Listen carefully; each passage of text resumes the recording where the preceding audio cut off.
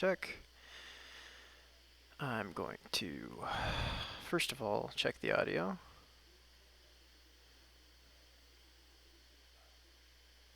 Audio sounds okay. It's not ideal, but what are you going to do?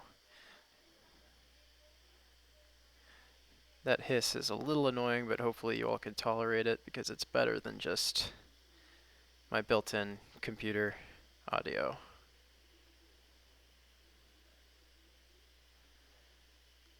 Alright, come on apps.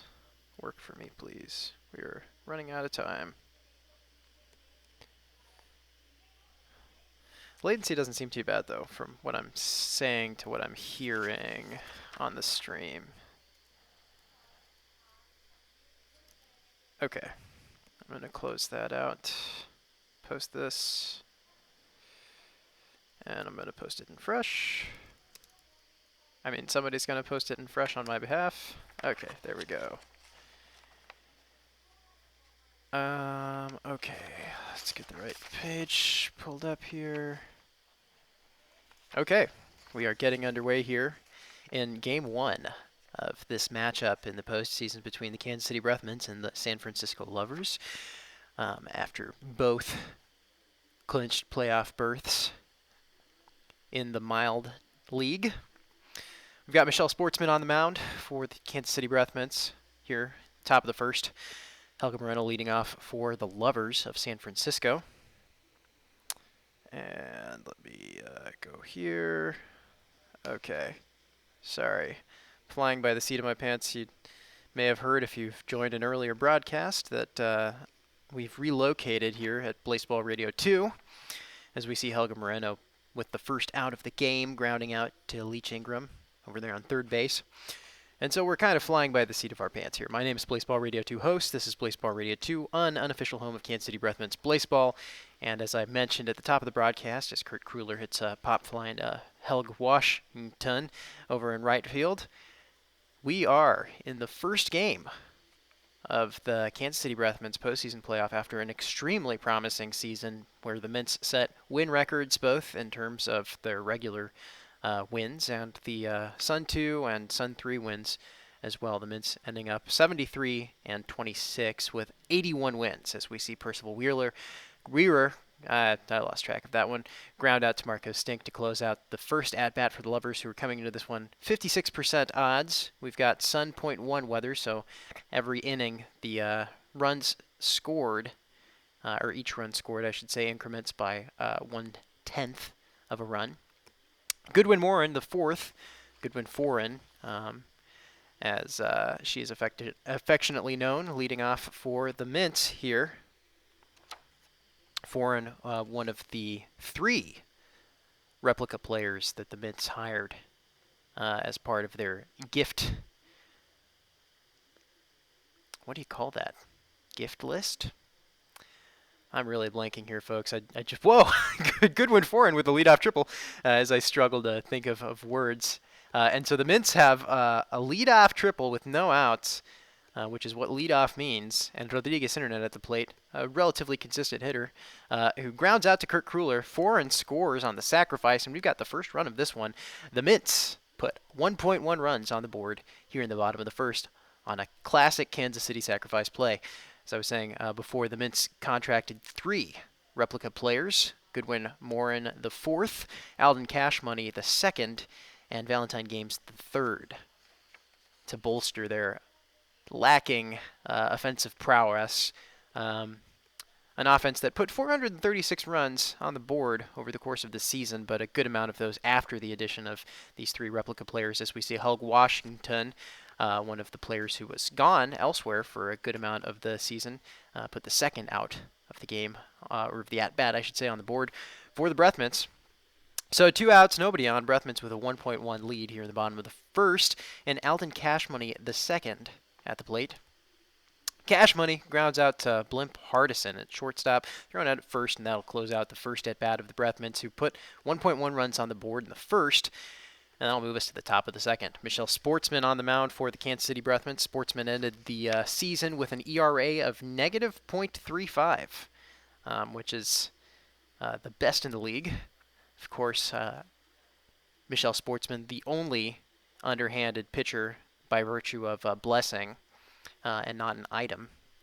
And has turned out to be the best pitcher in the league because of that blessing, as we see Liquid Friend the fourth hit a flyout to Valentine Games the third. VG3 fielding that one with ease. 2 up, 2 down for Sportsman here in the top of the second. And Mitch Shoup closes out the at-bat with a ground out to VG3, who moves into the second base position there to make that play, and that'll move us to the bottom of the second. The Lovers, 55 and 43 on the season, scored 285 runs and or allowed 285 runs and scored 399. The Mints, on the other hand, allowed 67.9 runs over the course of the season, which is far and away the fewest of any team in the league. The Mechs are the next closest with 230 runs allowed, just to give you a sense of the impact that Sportsman had, as we see VG3 with the ground out to put the first out on the board here in the bottom of the second. Tony Doctor up to bat for the Breath Mints and immediately grounds out on the first pitch to Todd Fox at third base, thrown out at first. That's 2 up, 2 down for the Lovers here in the bottom of the second. Marco Stink, the big bug from Dallas, steps up to the plate. Stink batting .267 and slugging .385 over the course of the season. So up and down season. Stink also inhibited somewhat by an item that they were blessed with, I guess, by the community chest, which had famine on it, which reduces, of course, the thwackability. But despite that, Marco Stink manages to get on base with 2 outs, so the Mints have something in play here with Leach Ingram stepping up to the plate. Leach batting .256 on the season and slugging .563 with another base hit. So we've got runners at the corners with 2 outs here for the Mints, who are holding on to a 1.1 run lead. Goodwin Foran at the plate here, who is batting .278 on the season over the course of the 27 regular season games that Foran and the other 2 replicas have gotten. Grounds out here, though, to Kurt Kruller, and the Mints strand 2 to close out the second inning and move us into the third. Let me just make sure that this is broadcasting okay.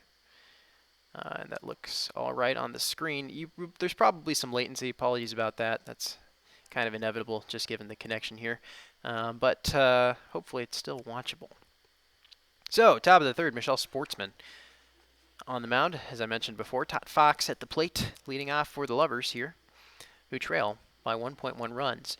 We're in the third, so each run, I believe, is now worth 1.3 runs, as we see Todd Fox with the ground out to put an out on the board for the Lovers.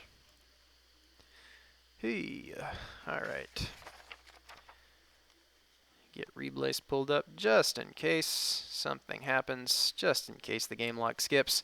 Little Alex Horn at the plate for the Lovers with the 2-1 count off of Michelle Sportsman. 3-1 count now after another ball misses the strike zone there, high and away for the 3-1, but latches on to a sinker and knocks it into the ground for Goodwin Foran to collect over there in the hot corner. 2 outs, 2 up, 2 down for the Lovers. And we see Ilvi Wynn hit a ground out to Tooney to close out that at-bat. Move us to the bottom of the third, bring the Breath Mints to the plate once more in this one. Elsewhere, the Georgias leading the Lift 3-0. And as you can see on your screen, the Crabs leading the Pies 3-2. Helga Washington, I should say, adds the second out of this at-bat for the Mints. Sandy Garner on the mound for the Lovers, of course, a very capable pitcher. Alan Cashmoney at the plate now for the Mints. That's a breaking ball that misses low and away there. And another one that just seemed to clip the corner, but called the ball. So it's a 2-1 and another one, 3-1. Alan Cashmoney, a ball away from a walk, but instead latches on to a four-seam there for the base hit over the second baseman. And that's 1 on with 2 outs here for the Mints. Sanford Garner, though, old Sandy, using that charm to get VG3 to swing willingly 3 times for the strikeout. Something to watch out for, of course, with the Lovers, and especially at the Mints grounds here at the open meadow at the edge of town, where the Mints play all of their home games, which has very high mysticism. So you're going to see that that blood ability. Is that a blood ability? No, I don't. That's just a team modifier. You're going to see that come into play more than you would at other grounds, that's for sure. So we've got Helga Moreno at the plate here to lead off for the Lovers. Racks up a quick 3-1 count on 4 pitches, of course. That's how those counts work. But instead of taking the walk, latches on to a curveball, 12-6 curve there from Michelle Sportsman, who likes to switch it up with that very unique underhanded style. Knocks it into the ground for the ground out. And we've got 1 out, nobody on here in the top of the 4th. Kurt Kruller, though. Wow. Dings. A little blooped fastball over the second base person and gets into scoring position. So I think for the first time in this one, the Lovers have a runner in scoring position. Percival Wheeler able to advance the runner with the ground out to Leach Ingram on at first. And so we've got a runner on third. No sacrifice play, but a base hit will put the Lovers on the board and give them the lead actually here at the top of the 4th, because a run will score 1.4 runs. That's how .1 sun weather works. Blip Harrison, though, chops one into the ground to strand the runner on third, move us into the bottom of the 4th. So real good opportunity there for the Lovers. Passed up. Being informed that it is blood. It's not a team modifier. This is what happens when you're around Blaseball for as long as I've been. You know, you lose track of exactly what happens to everybody all the time. I think that's what happens, even if you're new to baseball. Dooney Doctor chops one into the ground for Helga Moreno to collect, and that's the first out of this at-bat. Marco Stink will step up to the plate and swing at a two-seamer with some ride there from Sandy Garner for the 0-1 and tips the 0-2. Staying alive with that foul ball. Marco Stink, kind of not quite a 3 true outcomes hitter, but it's pretty much home runs or nothing for the Big Bug, and the Big Bug strikes out here. So it's 2 up, 2 down for Sandy Garner in the bottom of the 4th. The Mints looking to add on to their slim 1.1 run lead, because again, if the Lovers score any runs, they will instantly get the lead. As we see Leach Ingram close out the at-bat with a ground out to Wheeler on the Lovers. Top of the 5th. Low scoring affair here in Kansas City. Liquid Friend the 4th, batting for the Lovers, one of their replica players. Lovers adding a couple of those through their gift list. Wish list? Is it a wish list? Is it called a wish list? I don't know. 1-2 count here for Liquid Friend the 4th. Liquid Friend striking out, swinging. Liquid Friend, of course, one of the 2 hard-boiled detectives, the other being Uncle Plasma, who was a pitcher on the Mints for a good stint, very beloved before the plot yoinked both Friend and Plasma away, leaving them as purchasable replicas in the gift shop. Mitch Shoop, with 1 out on the board, pops a foul ball over into the stands and then slaps one into the ground for Leach Ingram to collect in the hot corner. Thrown out at first. 2 up, 2 down, 2 outs on the board, no runners on. The Lovers have gotten 1 runner in scoring position, and I don't know that they've gotten anyone else on base so far in this one. And as I say that, Todd Fox bloops a base hit. That one just right in between the second and third base people. And then steals second base, so the Lovers once again have runners in scoring position. Little Alex Horn, who's done some damage against the Kansas City Breathmints in the past, rather. Not the plast. That's a whole separate concept. At the plate with an 0-2 count. Michelle Sportsman looking to strand the runner once again here, but misses low and away, and then draws the pop fly to Marco Stink over in left field. So the Mints, once again, able to strand a runner in scoring position for the Lovers and keep their lead intact. Top of the lineup here now for the Mints, who've batted around. Well, not batted around, that's not what that means. You know, if you're watching this stream, there's probably like a 30% chance that you know what that means, so I should stop correcting myself. Goodwin Foreign at the plate here for the Mints, leading off in the bottom of the 5th. With a quick 2-0 count, 3-0 count off of Sandy Gardner. Good eye on Goodwin Foreign, just watching those just miss outside and almost latches onto a sinker there, and then looks at a fastball for the full count before drawing the walk. So the Breathmints with a leadoff walk here in the bottom of the 5th as they look to extend their lead over the Lovers, because, again, the later you leave it, the more dangerous things get during .1 sun weather. And Goodwin Foreign with the steal into scoring position. Rodriguez Internet with the ground out to Helga Moreno, which advances Foreign to third base. So we have a sac play in play if Helg Washington is able to make some contact here. Helg Washington hits a single, so not just a sac play, but a scoring play, an RBI there. And so the Mints extend their lead to 2.6 runs over the Lovers.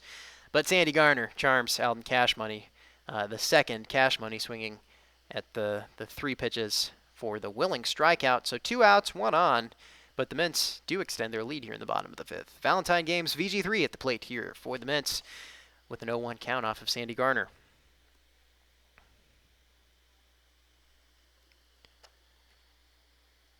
Valentine Games also using that moxie to stay at the plate.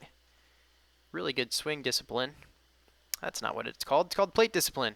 Doesn't matter. Grounds out to Kurt Kruller, and that'll close out the 5th, move us into the top of the 6th. Elsewhere, the Crabs are decisively leading the Pies 6-1 over there in Baltimore. Flood weather there, so I guess maybe hope for some elsewheres. I don't know what you hope for if you're hoping for the Crabs to lose, as most Kansas City Breathments fans, I believe, are. Not necessarily because of any animus towards the Crabs, but because of a deep and enduring friendship with the Pies that the Mints, I think, really ingrained over the course of this regular season. Big fans of the Pies. A lot of love out to Philadelphia, and hope they're able to turn that series around, because it's not looking good right now. But, you know, it's a 1-3 series. Anything can happen. Speaking of which, Ilvi Wynn has a full count off of Michelle Sportsman, who notches a strikeout. One of not a lot of strikeouts in this game. That may be the first. I'm not sure. I don't remember seeing many others. Either way, 1 out on the board for Helga Moreno at the plate now for the Lovers with the 1-2 count. Michelle Sportsman looking for another strikeout. Back-to-back Ks would be nice, but Sportsman not necessarily a big strikeout pitcher. Full count though here for Helga Moreno, and Moreno draws a walk, so we've got 1 out, 1 on. Sportsman kind of ideally adapted to the underhanded trait with some pretty decent ruthlessness and unthwackability and Shakespeareanism. But relatively low suppression and overpowerment, which are 2 traits that allow for home runs. So Kurt Kruller, though, small balling it, hits a double to score Helga Moreno. And so we've got a runner in scoring position with 1 out on the board, and the Lovers now with trailing by 1 run. But of course, as I mentioned before, if they score again, they'll take the lead because it's goofy. It's a goofy weather. So we've got a runner in scoring position. We've got Percival Wheeler at the plate, and Wheeler hits a 2-run home run, but the ball lands in the big bucket, scoring an extra run. Now, this is a little complicated because, again, Sportsman is underhanded, so that's why instead of it being actually 2 runs, it's further complicated by the .1 sun weather, I know, and so instead of scoring unruns in .1 sun weather, home runs score fractional runs. So, all things considered, I guess a decent result, but I'm not going to do the math for you. Maybe somebody in the chat will, but that's all right. It's complicated. Basically, instead of unruns, home runs score decimal runs. That's what happened there. The bucket further complicates things, I think, because buckets usually cancel out. Solo dingers, I don't know. Either way, a quick liquid friend out to close out that at-bat for the Lovers, who have put 2.4 runs on the board and now trail by 0.2 against the Breathments. Jode Preston, of course, elsewhere, missing since day 40 of the regular season. One of a handful of Mints batters, I think 4. Helga was elsewhere, Tooney was elsewhere, Jode was elsewhere, and Leach was elsewhere. A lot of elsewhere players over the course of the season. Tooney, the Mints magnified hitter at the plate now, and slaps one into the ground over there to Liquid Friend at third base for the first out of the at-bat, which will bring Marco Stink to the plate here in the bottom of the 6th. Stink with an even count of 1-1 off of Sandy Garner.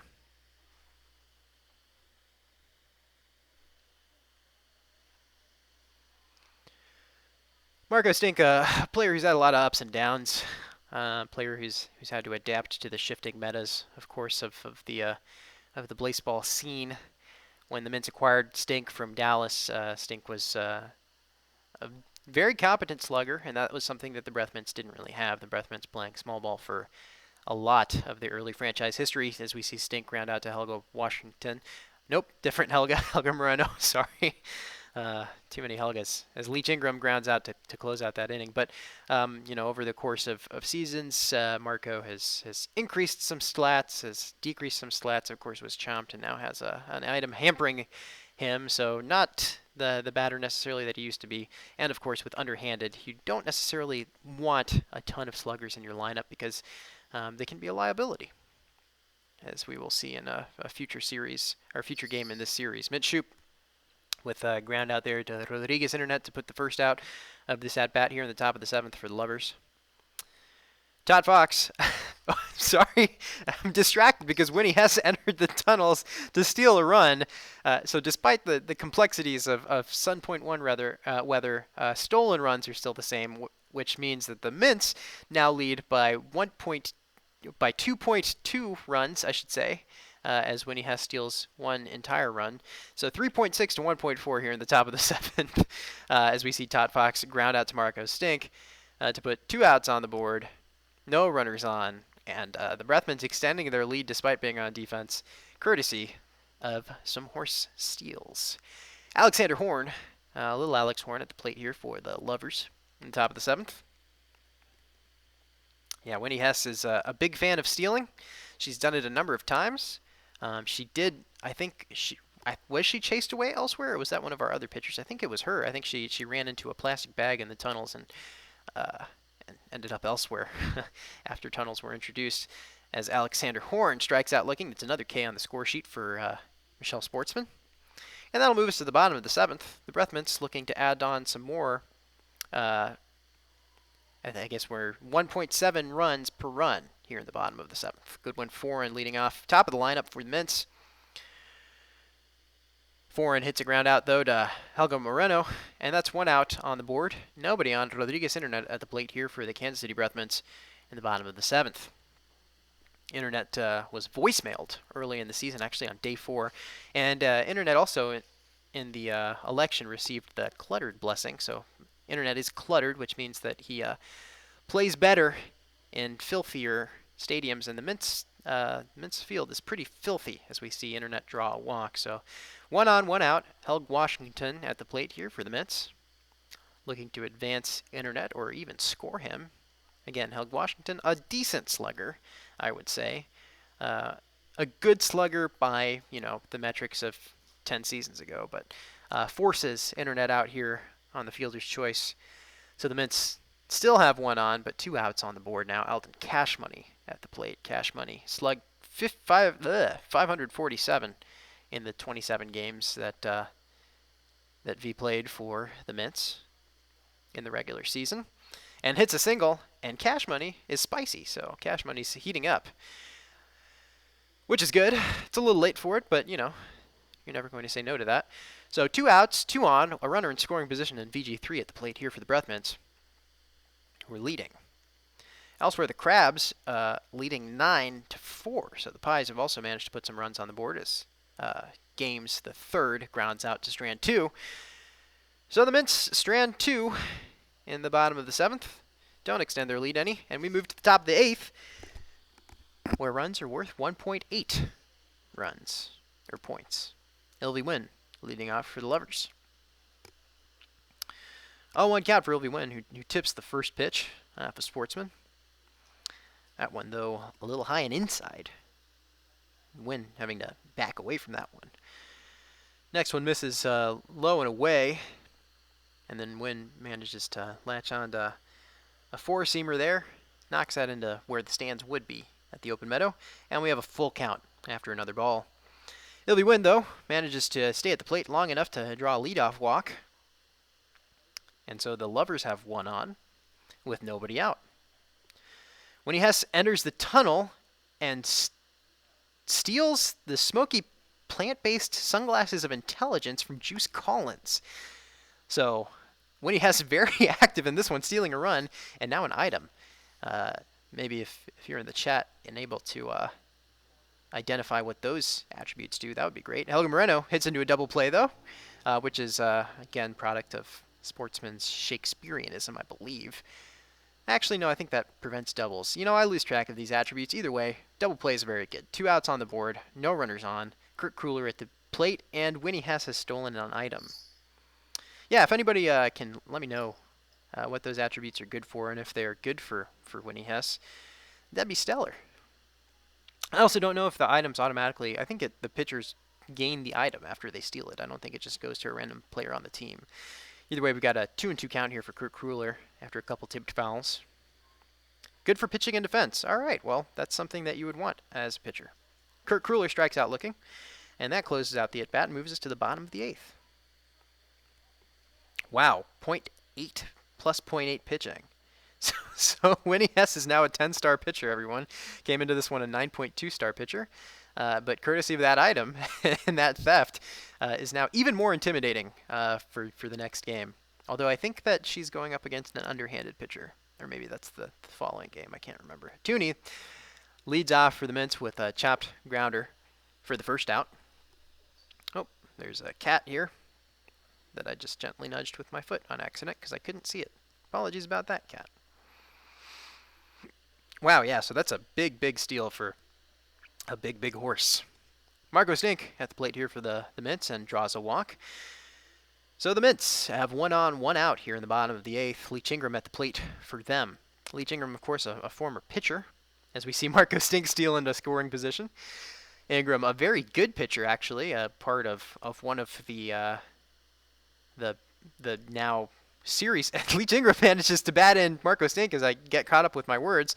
So that scores 1.8 runs, and the Mints now with a 4-run lead over the Lovers, 5.4 to 1.4 here in the bottom of the 8th. As I was saying before, Leach Ingram, by stars, I believe, the best hitter, and I think by stats as well on the Mints' regular lineup, not counting the replica players, just by moving to that position from the pitcher's mound. Leach Ingram actually voicemailed in after faxing out from the Mints rotation, steals to second and advances to third on the foreign ground out to Todd Fox. So we've got a runner on third, 2 outs, so no sacrifice plays. But Rodriguez Internet could score Leach with a single. Doesn't do so. In fact, if I just look over here at Reblace, grounded out to close out that at bat. Game log tipped, but that's what happened. Moves us to the top of the 9th. The Breathments extending their lead courtesy of that RBI. I guess it's, well, yeah, the plural of run is runs, so it's still an RBI if it's plural. Although my brain really wants to say RBIs. Although it's also not 2 entire runs batted in, it's 1.8, so it'd be like RBI. Percival Wheeler leading off with a walk off of Michelle Sportsman. So once again, the Lovers have a leadoff walk. Last time that happened, it ended in a double play after a Winnie Hess heist. A Winnie heist. We'll see if they're able to do more with it here in the top of the 9th, where runs are worth 1.9 runs. Blimp Hardison at the plate for the Lovers, who I believe may have voicemailed in over the course of this regular season. I don't recognize that name, but also I don't spend a lot of time watching Lovers games outside of the ones that they play against the Mints.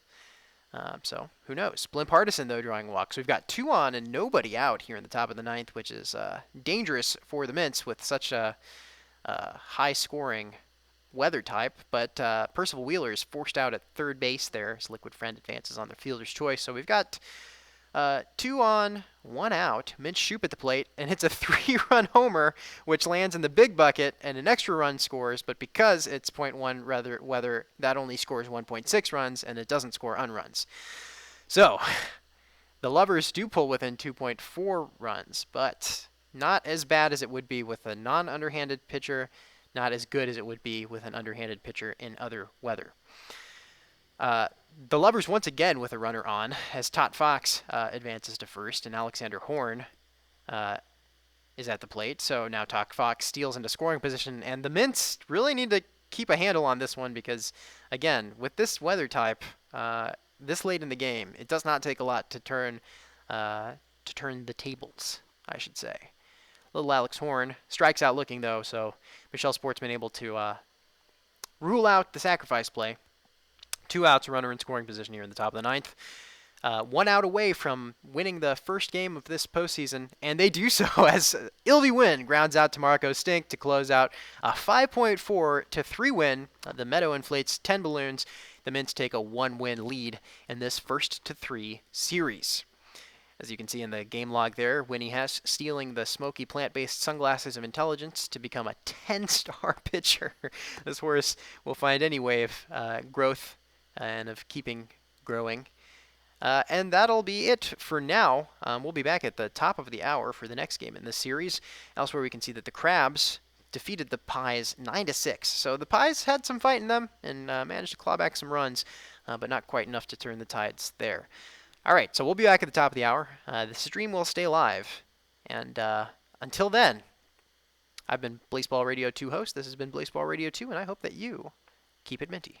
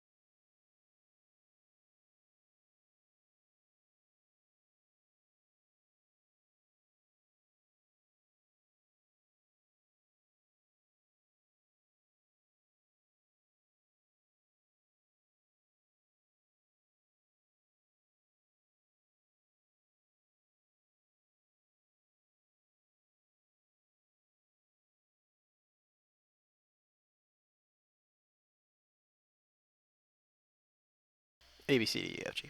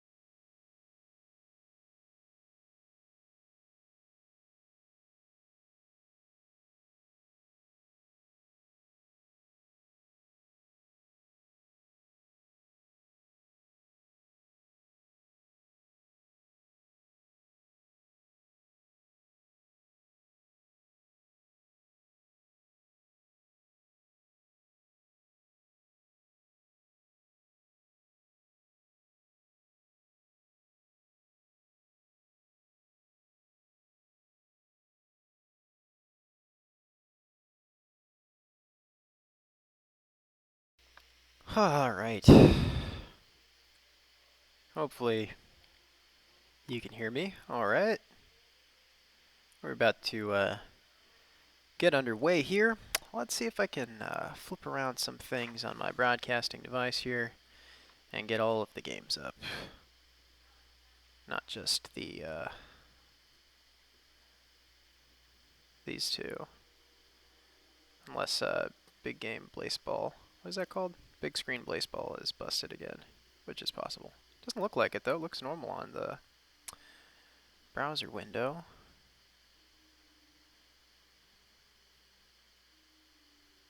Huh, weird one. Oh, there it is. Alright, cool. Alright. Choo-choo-choo-choo. Awesome. Cool. We are back, Snow Wisp. Thank you for joining me here. Alright, so we're going to get underway here in just a couple minutes.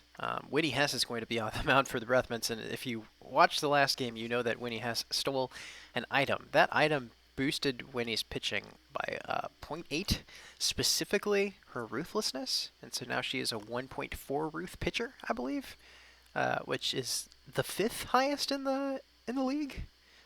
My voice is this way because I don't know if any of these things are true. This is just what I've seen in the chat elsewhere on the Discord, and so I'm going to take it as the gospel. Anyway, the Mints were able to close out a 5.4-3 win over the Lovers. If you're saying that round number for the Lovers and scratching your head because it was a Sun Point 1 game, just know that Underhanded interacts with Sun Point 1 really weird. So instead of scoring unruns, hitters score decimal runs on home runs. And so the Lovers did that a couple times. Still, the Breath Mints, courtesy of a Winnie Hess steal and some good batting, were able to close that one out 5.4-3. They are up in the series 1-0. They will go away to San Francisco for this next game. Now, the Lovers, 55-43 on the season. They're 38-13 at home and 18-30 away. So not a good traveling team, but a pretty strong home team. So we'll see if the Mints are able to beat them. Despite that, as I said before, the Mints were 4-2 against the Lovers, and actually both of those two Mints losses were against underhanded pitchers, where the Mints scored negative runs. Anyway, we'll have Uncle Plasma 4 on the mound for the Lovers, a replica of the ex-Breath Mints pitcher.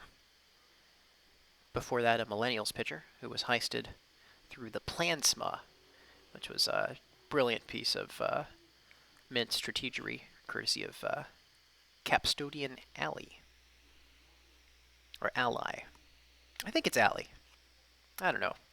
Somebody ask and let me know. We're getting underway here, though, in the top of the first, which is where games always start. We've got Birds weather, which shouldn't have an impact on either of these teams. I don't think Uncle Plasma has friends to birds, and the one Breath Mint who does is batting, that being that being Moody Doctor 2, or Toonie.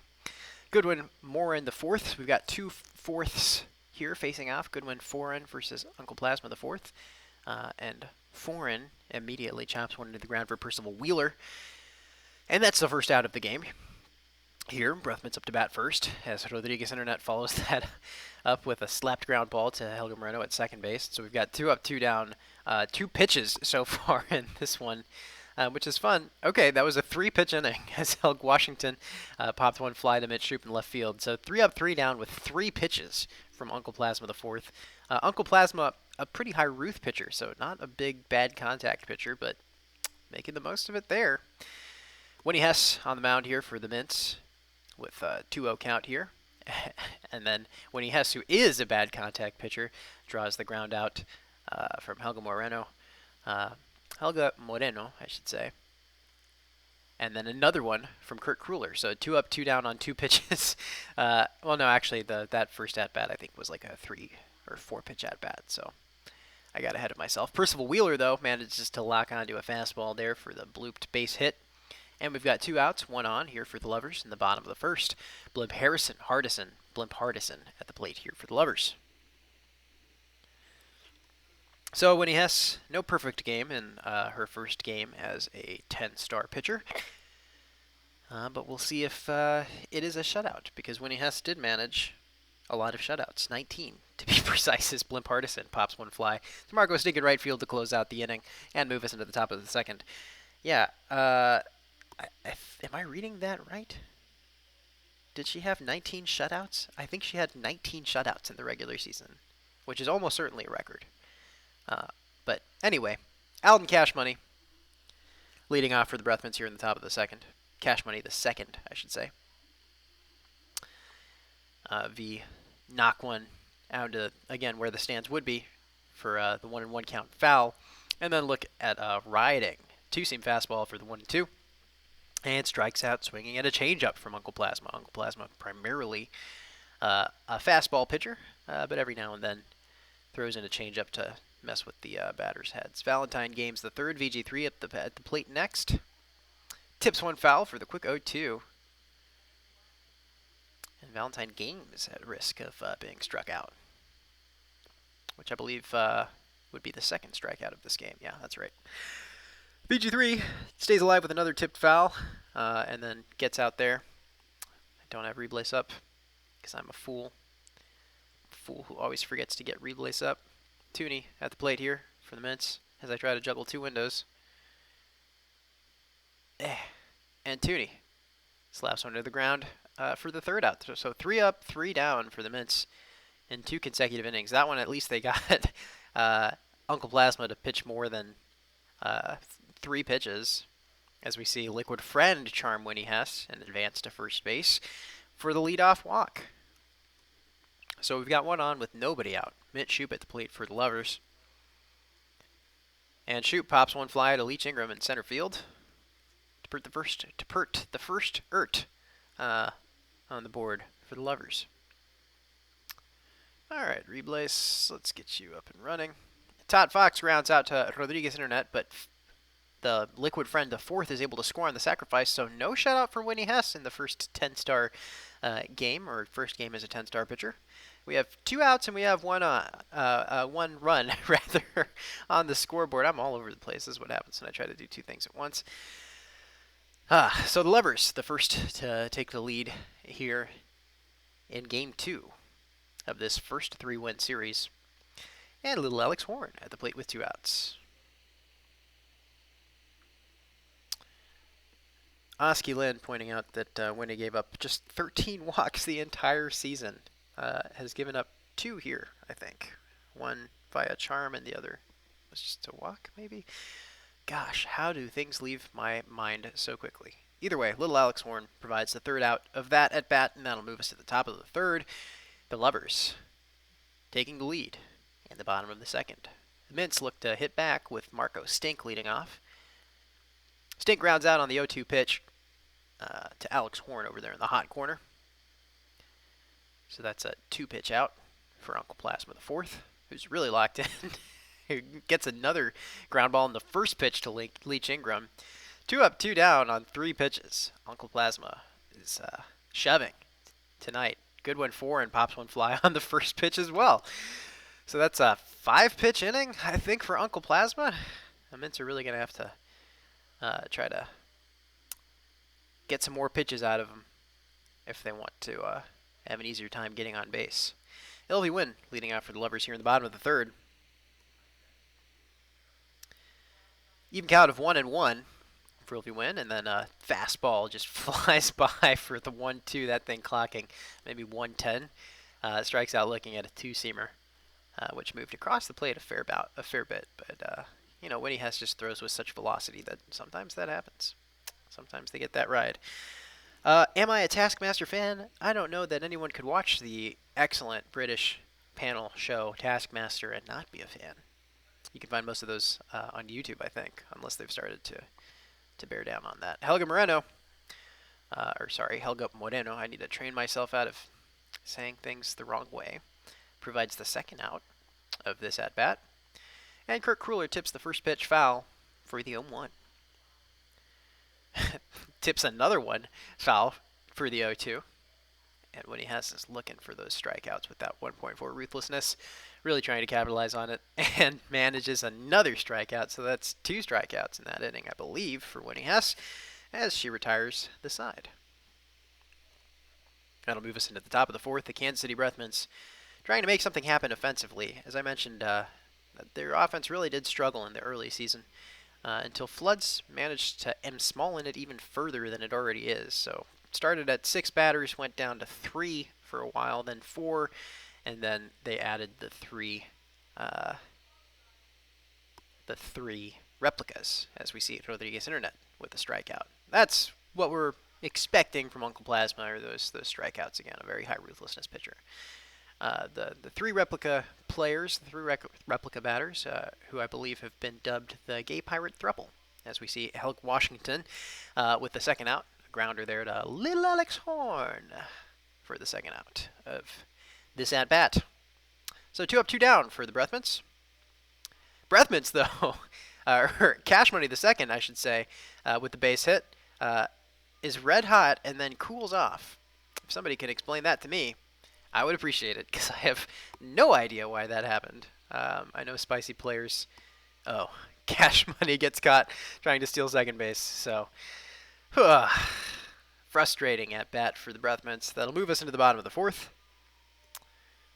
Mints unable to get a run on the board here in this one, despite coming in 53% favorites. You can never count on those odds, though. There's variance at play, as we see Percival Wheeler with the leadoff single.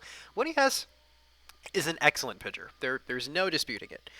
1.67 ERA on the season. Just incredible. Gives up a lot of leadoff hits. I don't know why, but the hits that she gives up tend to be with no outs on the board. She usually gets out of it, but, can set up a dangerous sac play, as we see Percival Wheeler forced out at second base on the fielder's choice there. Blimp Hardison advancing to first. So yeah, usually gets out of the jam, but sometimes gets herself into the jam unnecessarily with that leadoff hit. Liquid Friend with the single. So we've got runners at the corners with 1 out. As I said before, again, the jam that Winnie Hess, the jams that Winnie Hess gets herself into, she can usually get herself out of, but sometimes she has variance games where she lets in a bunch. And as we see here, that sack play that I mentioned before comes into play as Liquid Friend is forced out at second base.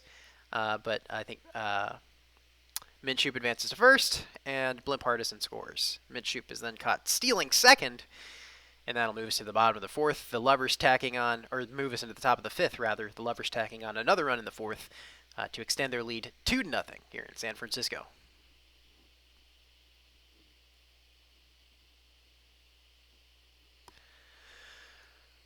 VG3 leading off for the Mints here in the top of the fifth in Birds weather. So many ground and fly outs, despite the fact that, again, Uncle Plasma, primarily a strikeout pitcher. What are you going to do? This is a weird game. Weird things happen. Tooney at the plate here with 1 out on the board. A reminder that Tooney is magnified, which means that any runs that she bats in will be doubled. A quick 0-2 count here from Uncle Plasma, though, who's really locked in tonight. Really on top of the control when it comes to those fastballs, and serves up another for the strikeout. 3-pitch strikeout there for Uncle Plasma to put 2 outs on the board. 2 up, 2 down here in the top of the fifth for the Breathmints. Marco Stink immediately on the first pitch grounds out to close out the at-bat. So many first pitch ground and fly outs in this one. Really strange. That'll move us to the bottom of the fifth, though. Bring Todd Fox to the plate to lead off for the Lovers. Todd Fox tips 1 foul for the 0-1. A lot of birds in play here in San Francisco. Todd Fox slaps one down the line to the third base person. Throws out at first. And on the second pitch there, little Alex Horn grounds out to Goodwin Foran. So 2 up, 2 down for Winnie Hess here in the bottom of the fifth. Hilvy Wynn follows that up with another ground out to Leach Ingram. So 3 up, 3 down. Winnie Hess retires the side on probably 5 or 6 pitches. But we're seeing a lot of bad contact on display here in Game 2 of this 1-3 win series in San Francisco. The next game will be back in Kansas City, and that will bring Michelle Sportsman to the mound for the Mints. Leach Ingram leading off for the Mints here in the top of the sixth, even count of 1-1 off of Uncle Plasma. Looks at a screaming four-seamer for the 1-2, and tips 1 foul to stay alive at that 1-2 count. Strikes out looking, though, at a 2-seamer, and that's a quick out there for Uncle Plasma, the fourth, who hasn't really had to work too hard this evening, I have to say. It's really been economical with those pitches. Good one, Foran at the plate now for the Kansas City Breathmints with the quick 2-0 count. Uncle Plasma does not throw a lot of balls, but has thrown 3 here for Goodwin Foran. Manages to just nick the top right corner there of the strike zone with the fastball, and then another one in the bottom right for the 3-2. Full count here for Goodwin Foran, who stays alive with the tipped foul. So that tries to get on base for the Breathmints here in the top of the sixth. Newbird finds a birdhouse, and Goodwin Foran strikes out looking. So 2 up, 2 down for the Breathmints, and Uncle Plasma is just having a hell of a game, I have to say. Rodriguez Internet will step up to the plate next for the Mints and immediately ground out to little Alex Horn. So another 3 up, 3 down inning for Uncle Plasma the fourth, as we have ourselves a little bit of a pitcher's duel, which Uncle Plasma is currently winning over Winnie Hess. Helga Moreno on the second pitch, or third pitch I should say, grounds out to Leach Ingram.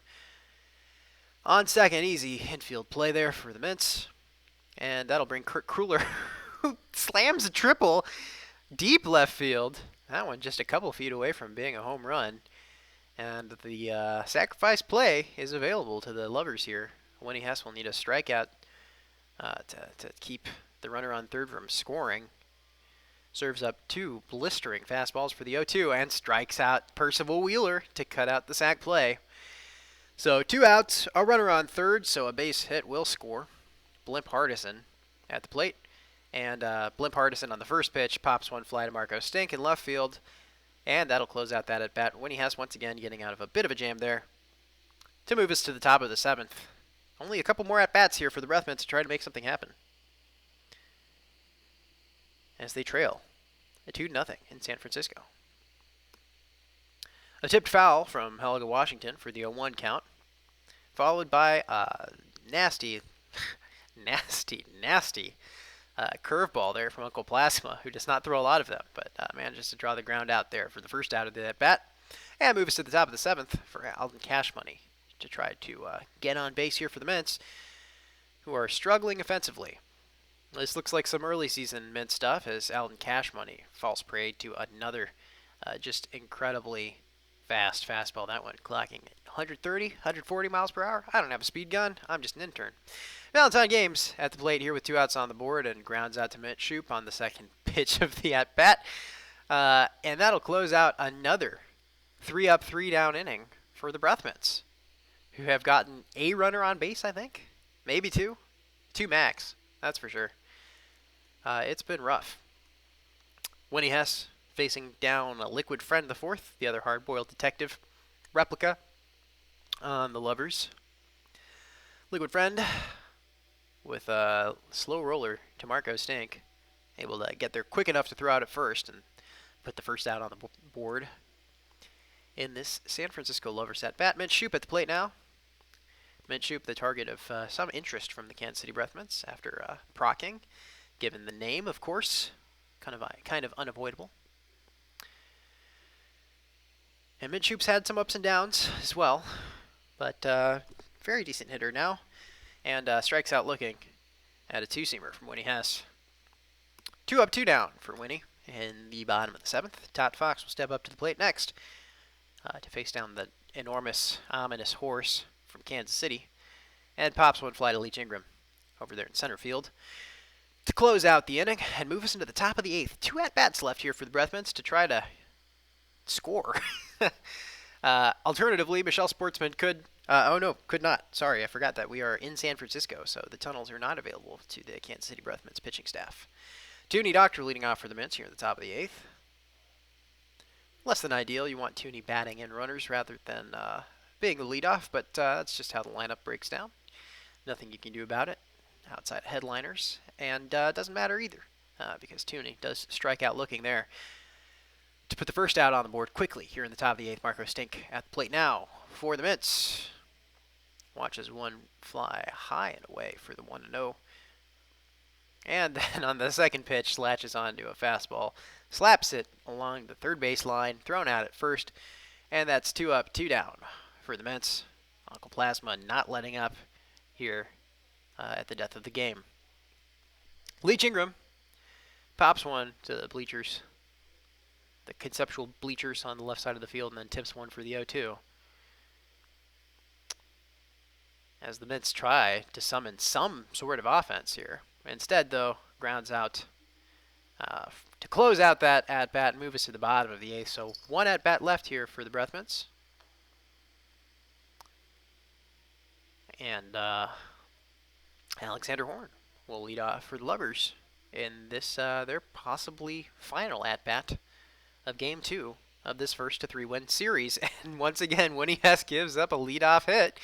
A single this time, a base hit, blooped over the first base person for little Alex Horn to get on base. Sylvie Wynn, though, on the first pitch, pops one fly to Marco Stink in left field. So we got 1 out, 1 on. The runner does not advance, so we do not have a runner in scoring position yet. Little Alex Horn's on first. 1 out's on the board, and Helga Moreno is at the plate here for the Lovers. Even count of 1-1. 1-2 count now here for Moreno. Looking to advance the runner, in this case being little Alex Horn. And instead forces little Alex Horn out at second base, reaches on a fielder's choice. So we've got 2 outs, 1 on. Kurt Kruller at the plate here for the Lovers. The first pitch pops one, or I should say nails one down into the ground. To the hot corner, Alden Cash Money makes the quick turnaround play. And that'll move us to the top of the 9th. Last at-bat for the Breathmints, unless they're able to tie things up here in the bottom or in the top of the 9th. Goodwin Foreign will lead off. We're at the top of the Breathmints lineup, and on the first pitch, Foreign continues the trend of those first pitch pop-outs. So we've got 1 out on the board. Rodriguez Internet at the plate here for the Mints, who have really struggled in this one. Uncle Plasma has really not let up over the course of this game. super locked in and really making those Mets batters suffer. Rodriguez internet with the tipped foul for the 0-2 and then strikes out swinging. Had a cutter there from Uncle Plasma 4. So we've got 2 outs on the board. Helg Washington at the plate, pops one fly into right. Minshew is able to scoop that one up, and the Lovers will take this game 2-0. So no sweep for the Mints, despite coming into this one favored. Not able to produce any offense, and the Lovers take it 2-0. So we've got a tie series here. The Mints will go back to Kansas City for the next game. Michelle Sportsman will step up to the plate, or step up to the mound, I should say. And I can't see who will be next for the Lovers, but I can by doing this. It will be Montgomery Mullick, who is not underhanded, but has a number of modifiers. The only one that could come into play is Friend of Crows. That would be a threat for the Mints. These other ones, I think, do not affect in-game play. High Pressure is a batter's modifier, so that shouldn't affect the performance. Just Friend of Crows if there's bird weather, and even then, that's not a particularly scary one. A 4.5 star pitcher, Montgomery Mullick. So we'll see if the Mints are able to get ahead in the series again in Game 3. But for now, the series stands tied 1-1 in San Francisco. We'll be back at the top of the hour for the next game in the series. That was a very fast game, as I'm just noticing. Elsewhere, the games are in the bottom of the 6th, top of the 7th, bottom of the 5th. Yeah, a lot of single pitch outs in that one. But we'll be back in about 39 minutes. Well, we'll be back in about 34 minutes, I should say. And then we will get underway with the next game of the series. Until then, my name is Blaseball Radio 2 host. You've been listening to Blaseball Radio 2, an unofficial home for Kansas City Breathmen's Baseball. See ya in a bit.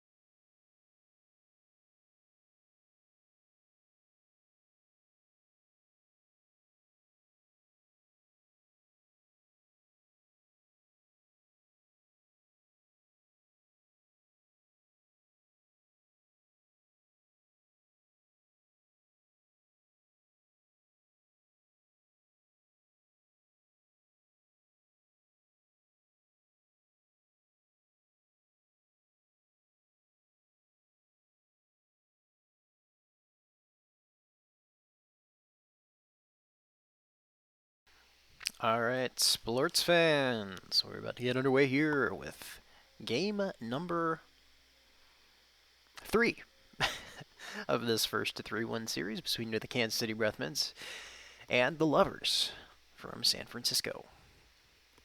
I've got Reblaze open. I'm just waiting for the new game to pop up. My shoulder is interestingly sore. I'm not sure what's the cause of that, but it is troubling. Anyway, series is tied here between the Breathmints and the Lovers. Lovers taking a 2-0 win over the Breathmints there in San Francisco. Uncle Plasma the fourth on the mound for the Lovers, and Winnie Hess on the mound for the Breathmints. Winnie Hess, now 10-star pitcher, courtesy of some heisting in Game 1. We'll see if there's any more heisting in Game 3 here in Kansas City, as the tunnels will be available to the big old horse who loves to steal. Of course, Winnie Hess could always get lost in the tunnels or try to flee and end up elsewhere. Which would be interesting, because then we would have Michelle Sportsman pitching all of the Breathmints games in the postseason. That's a big if, though. We've only seen 2 heists so far in that Game 1, which I guess is pretty high, 2 heists in one game, but we'll see if there's any more. Clockwork asks if we are winning. We are tied, and the game is about to start. We're tied on the series, I should say. The game has not started yet, so let me make sure that I messed around with this window. Let me make sure that it still looks okay. Yeah. It looks upsettingly good, I would say, the layout here tonight. And the weather out here in Kansas City is imperceptible to me from my vantage point in the converted deer stand at the edge of town. The players are playing, though, so presumably the weather can't be too terribly bad, and we are getting underway here. Montgomery Mullick on the mound for the Lovers. Michelle Sportsman on the mound for the Breathmints, and the Lovers will bat first here in Game 3 of this first 3-win series. Back in Kansas City, even odds coming into this game, 50%, 50%, according to the inscrutable odds makers. Liquid Friend is homesick. That's something to watch for. And Helga Moreno will lead off for the Lovers here in the top of the first against Michelle Sportsman, the underhanded pitcher who ended the season with a negative .35 ERA. 11 shutouts also. Nothing to sneeze at. Of course, those stats, well, at least the number of shutouts, a little inflated by the fact that the Mints just have a 2-pitcher rotation. Second season running with that, I think. Helga Moreno, though, strikes out looking here. And that's a K on the board. First out is a strikeout for Michelle Sportsman. That is interesting. Not typical of her underhanded style. But we'll see if that keeps up. Instead, she does pitch her bad contact. Kurt Kruller makes bad contact for the ground out, and that's 2 up, 2 down. Percival Wheeler at the plate. This is blood rain weather, which does not interact with underhanded. So if the Lovers hit home runs, they will score unruns. They will not score fractional runs. They will score unruns unless they hit the bucket or dunk, in which case they will be neutral.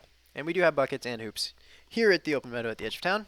Percival Wheeler draws a walk, though, off of Michelle Sportsman, so we've got 1 on with 2 outs. And the Lovers looking to take an early lead here. In the top of the first, Blimp Hardison at the plate next for the Lovers. Swings at a breaking ball for the 0-1 count. Oh, Reblaze. I should put up Reblaze. God, how do I always do this? Goodness gracious. Goodness gracious. Something just happened there. Presumably, the third out of the at-bat.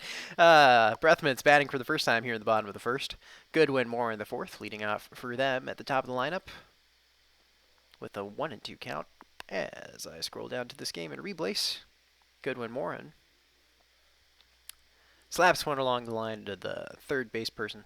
Thrown out at first for the ground out. And that's 1 up, 1 down. 1 out on the board. And Rodriguez Internet slaps another one actually along the ground there for the second out. So 2 up, 2 down real quick for the Breathmints here in the bottom of the first. Helg Wash still hasn't gotten back all of her letters after being swept elsewhere for a couple dozen days. 1-2 count here for the Big Mountain Lady. Strikes out. Swinging Had a fastball there from Montgomery Mullick. And that'll move us to the top of the second as I try to figure out where I can put replays to make it less obtrusive. Oh. Greg Arndt points out that we do have the dot, the blinking dot, which signifies we are in danger of consumer attacks. So that'll be something to watch for as this series continues. It looks like I think most of the teams in the over bracket postseason do have the dot. But yeah, we've suffered some postseason chops before. They're not fun. And I hope that we don't suffer anymore. Liquid Friend the fourth draws the leadoff walk. So Sportsman lets one on with no outs. And that'll bring Mitch Shoup to the plate for the Lovers. Looking to get on the board here at the top of the second. Elsewhere, scoreless between the Pies and Crabs as well. Crabs with a 2-win lead in that series as we see Mitch Shoup reach on the fielder's choice, forcing Liquid Friend the fourth out at second. To put the first out on the board, bring Todd Fox to the plate with a runner on first. 0-1 count after a tipped foul. Michelle Sportsman with that kind of submarine style of underhanded pitching.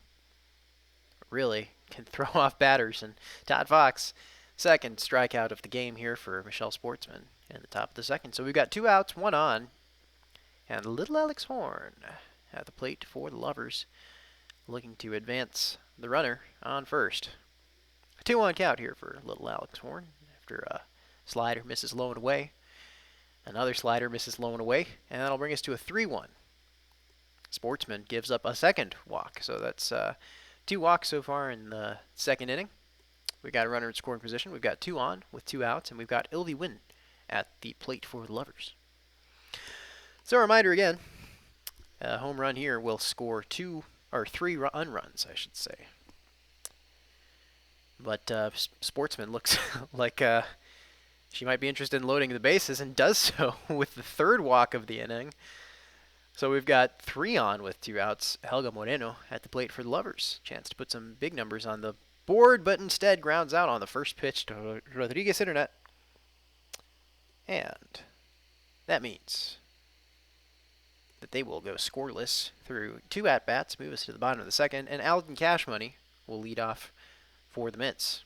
So the Mints 3 up, 3 down as Montgomery Mullick retired the side in the first. They'll look to get on base here in the second.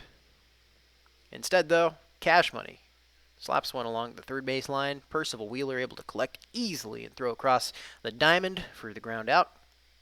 And that'll bring VG3 to the plate, who will pop one fly on the first pitch to little Alex Horn over there in left field.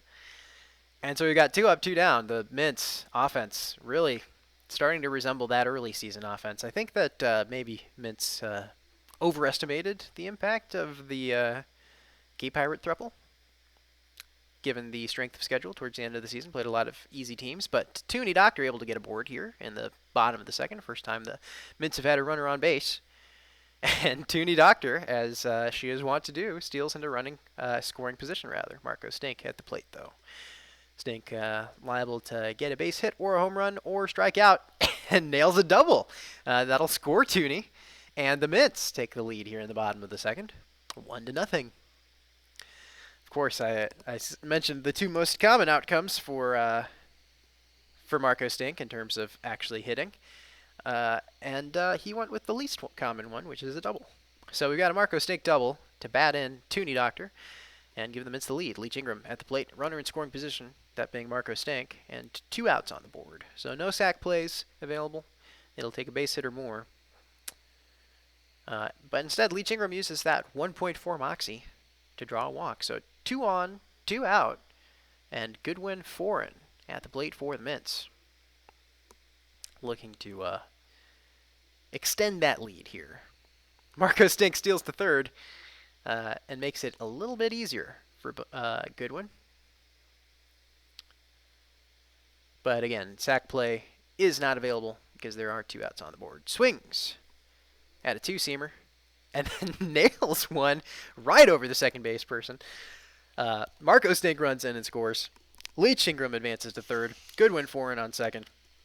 And the Mints are finally putting some offense together after that drought in the second game. And Rodriguez Internet follows that up with a single, which will score Leach Ingram. So a 3-run inning so far for the Mints. All of this with 2 outs on the board.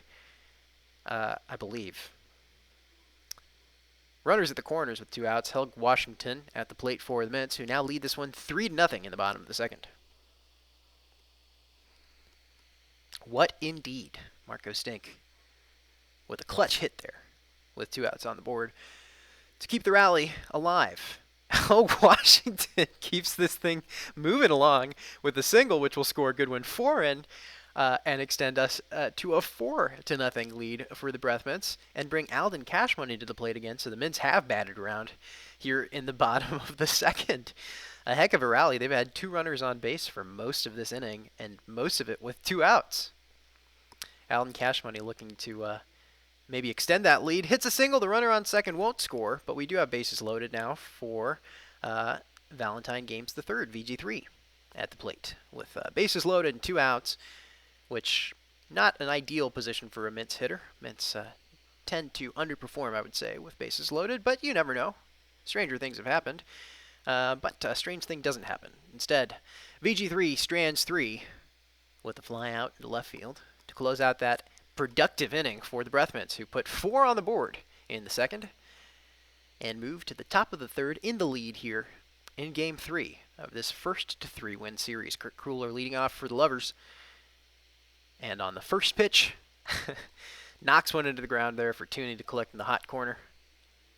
Throw out at first, and we got 1 out on the board. Percival Wheeler at the plate here for the Lovers, who will look to claw their way back into this one. And not a bad start with a single to put 1 on with 1 out and bring Blimp Hardison to the plate here for the Lovers. Hardison with an even count of 1-1 after looking at a 2-seamer there that just kind of eased its way into the top left corner of that strike zone. Latches onto another one. Pops it fly to Alden Cashmoney over there in right field. Collects easily. Runner does not advance. Unable to tag up there. And so we've got 2 outs. 1 on for Liquid Friend, the 4th. One of the dynamic duo who the Lovers recruited through their wish list. And Liquid Friend, the 4th, with a single. Base hit blooped over the first baseman. And that will put 2 on with 2 out here in the top of the third. Mitch Shoup at the plate for the Lovers. Shoup tips 1 foul for the even count of 1-1 off of Michelle Sportsman, who with a wonky 12-6 curve manages to draw the swing from Mitch Shoup, who then singles. So we've got bases loaded with 2 outs for the Lovers now after the Mints did it in the second. Todd Fox at the plate here for the Lovers. And just like VG3, grounds out almost immediately to strand 3 for the Lovers and move us to the bottom of the third. The Mints able to escape that one. Sportsman getting out of the jam there.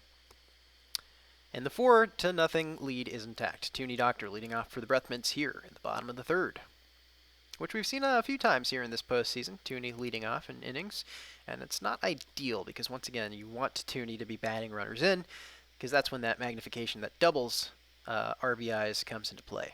Even count of 2-2 for Tooney, who still is a good leadoff because of those stealing inclinations. Elsewhere, the Crabs with a 4-3 lead over the Pies, taking that with a 2-run sac play as we see Tooney slap one into the ground for Ilvi Win to collect. Margot Snake at the plate now with no runners on and an out on the board. Pops one into the bleachers for the 0-1 and then pops one into the ground for Blimp Hardison to collect at shortstop. 2 up, 2 down, 2 outs on the board. Bottom of the third, Leach Ingram, though, manages to latch on to a sinker there and split the first and second base person to get aboard. So we've got 2 outs with 1 runner on and Goodwin Foran at the plate, top of the lineup for the Breath Mints. Goodwin Foran pops one fly into Todd Fox over there in left field, and that will move us to the top of the 4th. Mints don't extend their lead, but they also don't have to see it shortened. 4-0 lead for the Mints. Little Alex Horn leading off for the Lovers here in the top of the 4th in Kansas City. Open Meadow at the edge of town. Michelle Sportsman on the mound. 0-2 count here for Alexander Horn. And then watches a knuckleball there. High and inside for the 1-2. Pops one, just gets under Gets under a little looping curveball there for the pop fly. And that's one out on the board. Ilvy Win at the plate for the Lovers. Ilvy Win grounds one out to Alden Cash Money on third. And that's 2 up, 2 down for Michelle Sportsman here in the top of the fourth. Helga Moreno at the plate for the Lovers now. Moreno with an 0-1 count.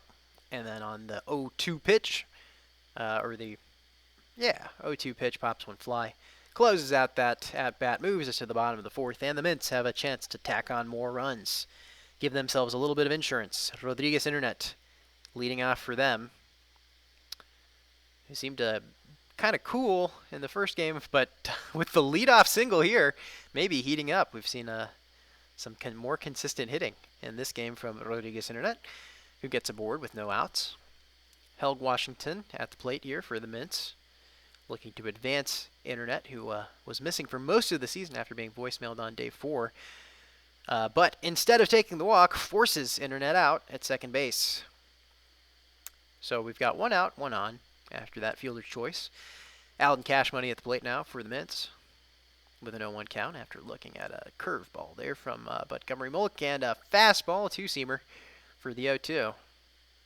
See if Mullick mixes it up. Does with another knuckle. Not really known for that knuckle, but employing it here to great effect as Alden Cash Money gets around one to pop it fly into right field for Moreno to collect, and that's 2 outs on the board with 1 runner aboard. And VG3 once again, just like in the second, grounds out on the first pitch to strand 1 this time, not 3, and moves to the top of the 5th. So halfway through this thing, the Mints are leading 4-0.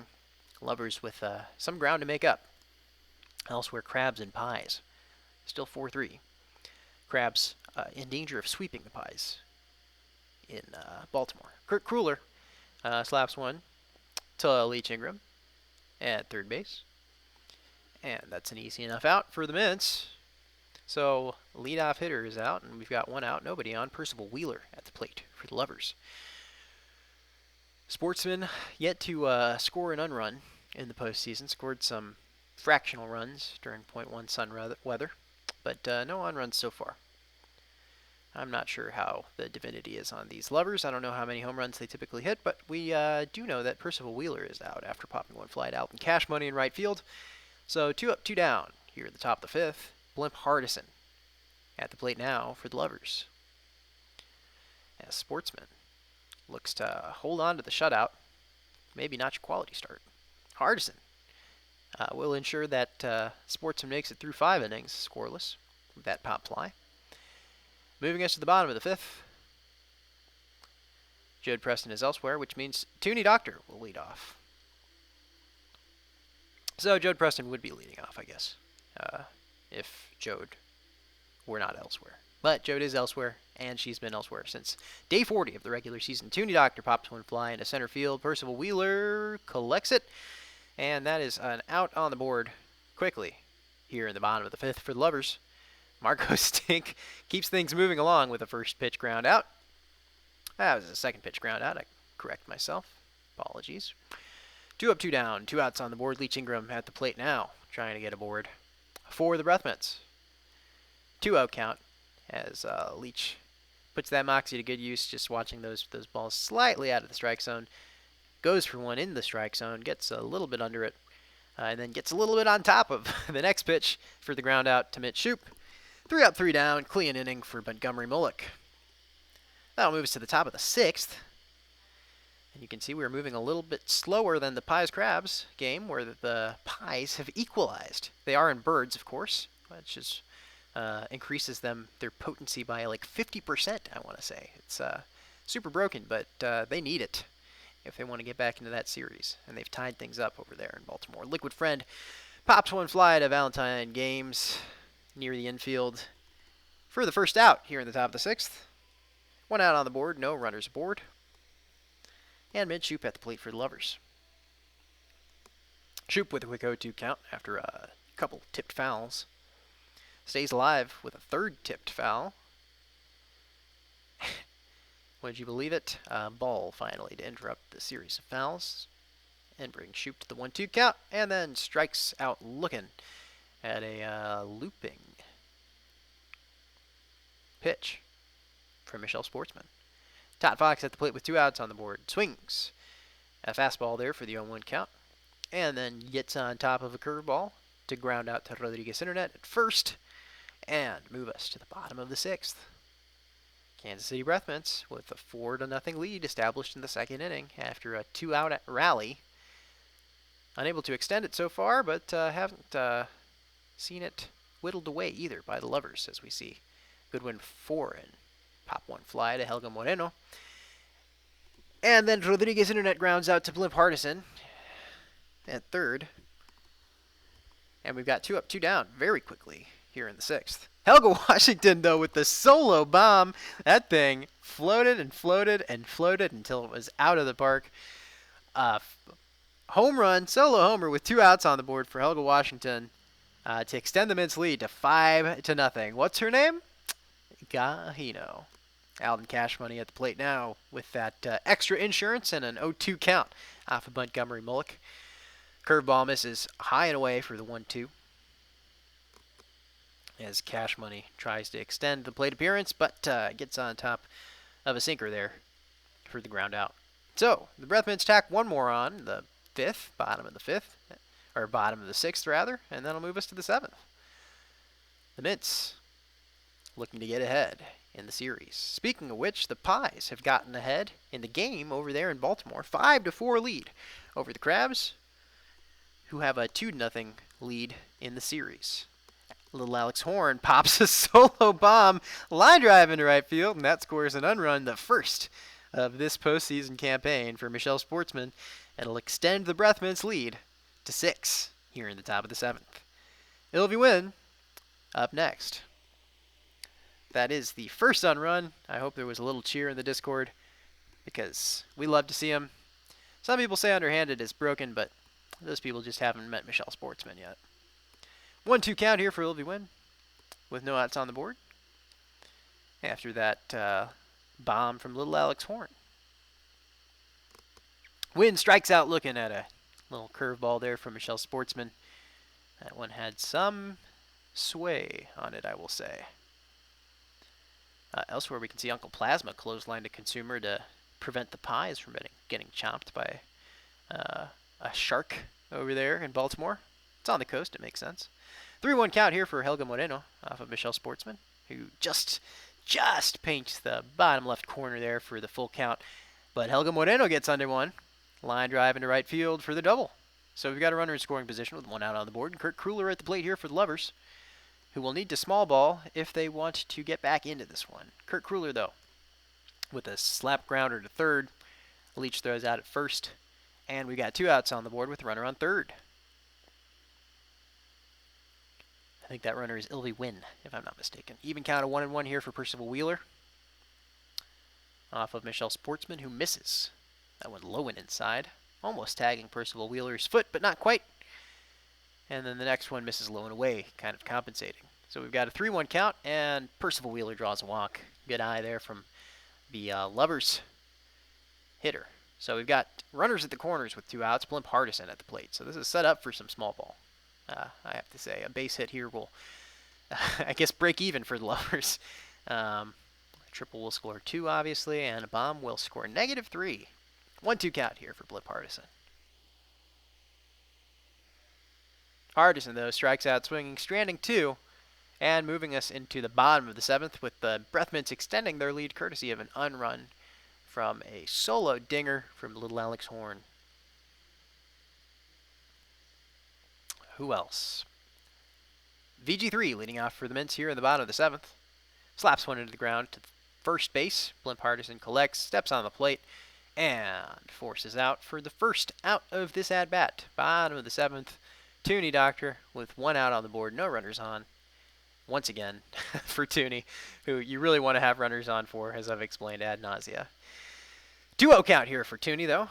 Tooney, another former pitcher, just like Leach Ingram, recruited into the lineup. And slaps one into the ground to Ilvy Wynn on the shortstop position for the second out of the at-bat. 2 outs on the board. Marco Stink on the first pitch pops one fly. Easy floating pop fly for Liquid Friend to collect and close out the inning. Moving us into the top of the 8th. Breathmint's leading this one 5-1. Elsewhere, the Pies have also extended their lead. No unruns there, just some traditional hitting and traditional runs. 7-4 Pies lead in Baltimore. Sportsman facing down Liquid Friend, who's leading off for the Lovers here in the top of the 8th. Liquid Friend the 4th with the 3-0 count here. And draws a walk on 4 pitches. So Sportsman letting him get aboard relatively easy here in the late game. Confident in her underhanded abilities. Mint Shoop at the plate here with 1 runner on. Swings at a cutter for the 0-1. We'll see if Sportsman employs any more of those changeups or breaking balls to kind of keep Shoop on their toes. 1-1 count here for Mint Shoop and a 2-1. After that breaking ball misses. High and outside. Shoop, though, dings one into the ground. Sportsman able to catch that one. And we've got, a 1-4-3 double play for the Mints. So 2 outs on the board, no runners on. Tot Fox slaps one into the ground of EG3 at third base appropriately. And that'll close out the at-bat, moving us into the bottom of the 8th. Potentially the Breathmint's last at-bat if they hold on to the lead at the top of the 9th. Leach Ingram at the plate here, putting that moxie to use with the 2-0 count. Staring down Montgomery Mullick, who's starting to sweat here in the bottom of the 8th. And Montgomery Mullick throws mild. Leach Ingram drawing a walk on the 4th ball there. Of course, no runners aboard, otherwise they would have advanced. As Goodwin Foran advances Leach with the pop fly to Tot Fox in right field. So we've got a runner in scoring position with 1 out here for Rodriguez Internet. And Ingram steals third, so the sack is very much in play if Internet's able to make contact. And Internet does, grounding out to Blimp Hardison at the shortstop position. Ingram able to score before Hardison's able to throw out Internet at first. And so the Mints extend their lead to 7. 6-1 here in the bottom of the 8th. Helg Washington will bat next for the Mints. Watches a couple balls high and outside there from Montgomery Mullick, who's really starting to lose the handle. Liquid Friend over there in Baltimore elbowed a consumer. That's exciting. Helg Washington, though, doesn't elbow anyone, just grounds out to Blimp Hardison. And that'll close out the inning, moving us into the top of the 9th. The Lovers' last chance to turn this one around and avoid going back 2-1 in this first 3-win series. Little Alex Horn will lead off for the Lovers. The Blood Rain has not done anything so far, as Little Alex Horn grounds out to Rodriguez Internet. Of course, Winnie Hess is Siphon, but not pitching, so what are you going to do? Don't need to be a Siphon necessarily to interact with the Blood Rain, but it does help. Ilvy win with a 1-0 count here off of Michelle Sportsman.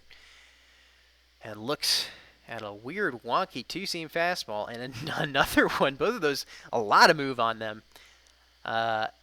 Landing square in the middle of that strike zone, but Ilvy win saw it too late. So we've got an even count of 2-2. And then cutter misses high and away for the 3-2. And another one misses high and away for the 4-2, which means a walk for Ilvy win. So we've got 1 on, 1 out. The Mints 2 outs away from taking a 2-1 lead in this series. Helga Moreno at the plate now for the Lovers. Racks up a quick 0-2 count on 2 curveballs there in quick succession. 1-2 count after one misses low and away, and strikes out looking at a fastball there, 4-seamer. Had some dip to it. And we got 2 outs, 1 on. The Mints 1 out away now. Kurt Kruller at the plate, though, to try to even things up here. Kruller with a 1-0 count after a knuckleball misses low and inside. And Kurt Kruller latches onto a fastball right down the middle for the triple, way out into left field. That'll score 1, and that'll bring the Lovers to a score of 0. So Lovers now with a runner on third, trailing by 6 rather than 7, as we see the Pies have taken a game off of the Crabs over there in Baltimore. And Percival Wheeler grounds out to Valentine Games the third, and the Mints take Game 3 of this first 3-win series with the San Francisco Lovers 6-0. A shutout in so many words for Michelle Sportsman, and a morale-boosting win after a 2-0 loss which raised some fears about the Mint's offense. But they really came to life in this one. They didn't even really need Michelle Sportsman's contributions, but she's happy to provide them anyway. So that's it. We've got a 2-1 series here. Breathmint's leading it. And we'll be back at the top of the hour for Game 4, a potentially decisive Game 4 in San Francisco. Until then, my name has been Blaseball Radio 2 host, and you are watching Blaseball Radio 2.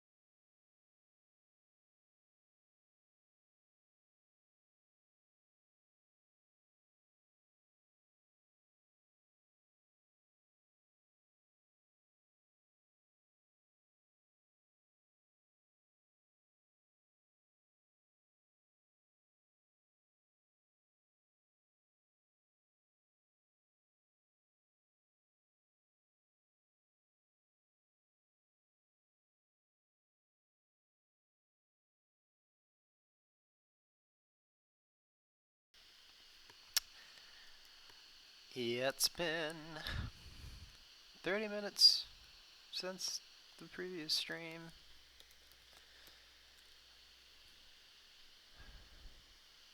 Four minutes until the next stream starts.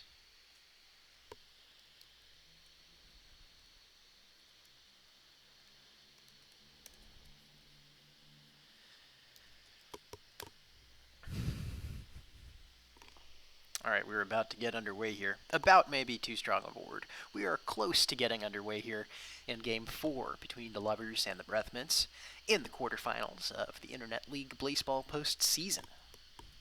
The Breathmints one win away from clinching their first ever quarterfinals series victory. Which may not seem like a big deal to you. And it's not a big deal. But I think it's a big deal as a Mint fan. Anyway, this is Blaseball Radio 2. My name is Blaseball Radio 2 host. We've been live all night tonight, bringing you this promising postseason campaign that the Breathmints are underway. And in this next game, we have Black Hole Weather, and we have Winnie Hess dueling Juice Collins on the mound. Juice Collins, no items, no modifiers, just a straight-up 6.2 star pitcher. We've got Black Hole Weather at the Polyhedron, which is tricky because given Sun 2 parentheses 2, if a team activates a black hole, they give a win to the other team. And so in this case, if the Breathmints looped, gave a win to the Lovers from that, and then lost because of the looping, they would be out of the series despite being up 2-1 going into this game. So the Breathmints will be hoping not to loop. The Lovers may be hoping that the Breathmints do loop, but seeing as we're both two sets of Internet League Blaseball fans, we know that we have no control over what happens whatsoever. So, we'll see what happens in a little under 2 minutes here. It's been an interesting series so far. The Breathmints looked decisively in control, I would say, of that last game. The first game was a little closer. Luckily, Michelle Sportsman's underhanded mod meant that those home runs that the Lovers scored in that game one were fractional runs. And so with that, she was able to hold them at bay. The Breathmints were able to win that one just by a couple of runs. The Lovers completely locked it down in Game 2. Uncle Plasma just had an incredible game on the mound. So many one-pitch outs in that game that it finished in 20 minutes, while the other games were still in the 5th, 6th, and early 7th innings. And then, as I said before, the third game was more decisively in control. The Breathmints win it by 6. At one point, they had a 7-run lead. So we'll see what happens in this next one. I believe that Juice Collins is a better pitcher than Montgomery Mullick, and so it should be a little harder for the Breathmints to get those runs. But we will find out when we get underway here with Game 4 of this postseason series, brought to you by Sangle, by Capital One. Elsewhere, we're going to be keeping a close eye on that Pies-Crabs game. They are in birds, and the Pies did come from behind in birds to even up, or to take the lead and get a win, prevent the Crabs from sweeping. And so the Crabs have a 2-1 lead in that series, but the Pies could easily make it a tied series. Anyway, we are getting underway here in San Francisco. The Breathmints will be batting first. I will do my usual scramble to try to get Reblaze up and running, while I also try to comment on the game that's happening. Gosh, you'd think I would have figured this out by now, but things are constantly shifting around. You know, if you've listened to Blaseball Radio 2 in the past couple of seasons, you know that we have a new locale. We've been trying to figure things out here. Instead of a dog, we have a cat here, you know. It's confusing. Goodwin Morin, though, with the first out of this at-bat for the Breathmints off of Juice Collins. So we've got one out with nobody on here in the top of the first. All right, come on, Reblaze. Load for me. It's pump time, Baba. Rodriguez Internet looking to get aboard here with an 0-2 count off of Juice Collins. All right, Breathmints Lovers. Live refresh. And we are good to go. Rodriguez Internet popped one fly over there to little Alex Horn in right field. And we've got 2 up, 2 down here for the Mints at the top of the first. Held Washington the next to try to get aboard against Juice Collins, who, again, I would expect to keep a closer handle on things than Montgomery Mullick, given that Juice is considerably higher pedigree of pitcher. Elsewhere, we see Flattery McKinley's pop one fly to Kit Horn to give the Georges the lead here, or there actually, as we see Helg Washington close out the at bat here and move us into the bottom of the first. Winnie Hess on the mound, 10-star pitcher, who celebrated those 10 stars by losing 2-0 in her first game as a 10-star pitcher. Helga Moreno will face off against Winnie Hess, the leadoff hitter for the Lovers. Racks up a quick 0-2 count and a strikeout on 3 pitches there for Helga Moreno, as Winnie Hess is maybe trying to make a statement here early in this one, not giving up that leadoff hit that she loves to, but instead knocking him down, 2 up, 2 down, a strikeout and a flyout to put 2 outs on the board here in the bottom of the first for the Lovers.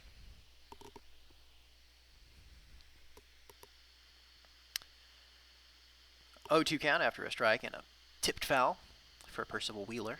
And Percival Wheeler strikes out looking, so we've got 2 strikes and a pop fly to retire the side there. Winnie Hess locking in early in this game 4. That'll bring the Breathments to the plate once again in the top of the second. And Alton Cash Money II will lead off for the Mints. Cash Money coming into this one batting .274 in the 27 games he played in the regular season. Grounds out here to Tot Fox. Put down on the board here in the top of the second. So 1 up, 1 down. No runners on for Valentine Games III. VG3 pops 1 fly to Percival Wheeler before I'm able to say any interesting facts about them. Jode Preston remains elsewhere. Swept elsewhere on day 40 of the regular season and has not returned. Toonie Doctor was also swept elsewhere twice. The Smithy beckons to Toonie Doctor and repairs her Brambley cap. the polyhedron Smithy doing a lot more work than the Breathments does typically over the course of a season. Toonie Doctor, though, celebrates that repaired item by grounding out to close out that at-bat, move us to the bottom of the second. Blimp Hardison will lead off for the Lovers here in the bottom of the second. Breathments coming into this one favored 54% to the Lovers 46%. As we see Hardison ground out to Leach Ingram over there on third base. Liquid Friend IV, one of the dynamic duo of hard-boiled detectives that the Lovers have hired for the late season and postseason, at the plate now with 1 out on the board. Pops 1 into the bleachers for the 1-2. And strikes out looking at a nasty 4-seam fastball there from Winnie Hess, clocking in around 105 miles per hour. Just, eyeballing it. Mitch Shoup now with 2 outs on the board at the plate for the Lovers. Again, Mitch Shoup, of course, an item of interest for the Mints, given Mitch Shoup's name. But pops 1 fly to Rodriguez Internet, who steps back from first to collect that one in right field. And that'll move us to the top of the third inning. We are moving along at quite the clip, I would say, here in San Francisco. Let's take a look at some of the other games happening. And I can't because I've made them too small on my transmission device. Oh, also they appear to not have loaded? This is a bizarre turn of events. I apologize. I'm not sure what's going on with that. Let's see if a refresh will help. Anyway, Leach Ingram is aboard here after reaching on a fielder's choice to put Marco Stink out at second. Well, now this is strange. It seems to have loaded. Huh. Weird. Okay, now those games are up. Good. All right. Anyway, we got Leach Ingram aboard here. We've got 1 out on the board, and we've got Goodwin Foran batting, top of the lineup here for the Breathments. Now I gotta figure out my tabs again to get replays back up at the front. Okay, Goodwin Foran bloops a single over the second base person to put runners at the corners with 1 out. Rodriguez Internet at the plate, who you want at the plate when you've got runners on base and a runner in scoring position. 0-1 count here for Rodriguez Internet. Goodwin Foran goes on the pitch and steals second base, so we've got 2 runners in scoring position for Rodriguez Internet, the .266 batter for the Breathments, typically old reliable. We'll see if he's able to make any sort of contact here because that will score on a sack, but instead strikes out looking. So we've got 2 outs, 2 on for Helg Washington, who could do the Mints a world of help with any sort of base hit or more here in the top of the third. Racks up a quick 0-2 count, though, after a couple of foul balls and strikes out looking at a curveball there from Juice Collins. So the Breathments will strand 2 in the top of the third, but get 2 runners in scoring position for the first time in this game. Next up, we've got Top Fox, who pops one fly on the first pitch to Rodriguez Internet right behind first base. That'll bring little Alex Horn to the plate next for the Lovers, with 1 out on the board. And a 1-0 count. Winnie Hess missing high and away with the fastball. Gets the next one right in the top right corner for the 1-1. And then Alexander Horn gets under another fastball and pops it fly to Tooney Doctor in center field. Ilvy Wynn batting next for the Lovers with 2 outs on the board and immediately grounds out to Alden Cashmoney on the first pitch. That will retire the side and move us into the top of the 4th inning. Still scoreless here in San Francisco. Alright, now I can look elsewhere, now that my transmission device is working, and see that the Georgias are leading the Lift 2-0. Pies leading the Crabs 2-0, so potentially tying the series over there in Philadelphia. Scoreless in the Flowers Dale, Stakes tied with the Fridays, 1 run apiece. Magic tied with the Millennials, no runs apiece, and the Tigers trailing the Spies 6.6 to 2.2. Alden Cashmoney grounds out to Kurt Kruller to put the first out of this Mints at bat on the board in the top of the 4th.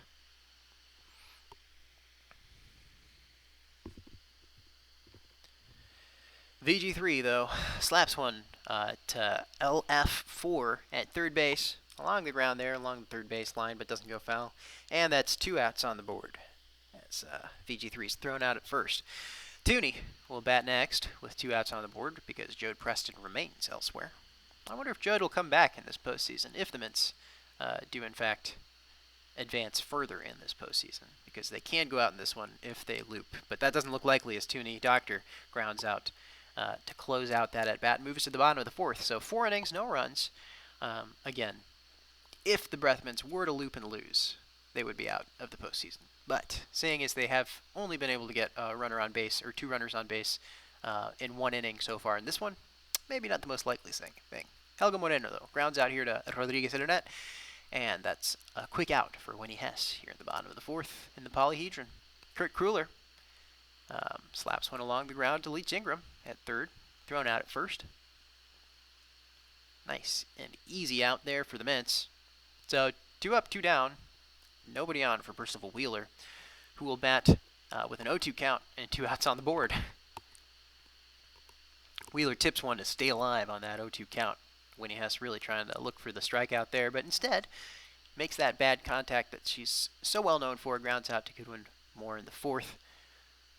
Goodwin foreign.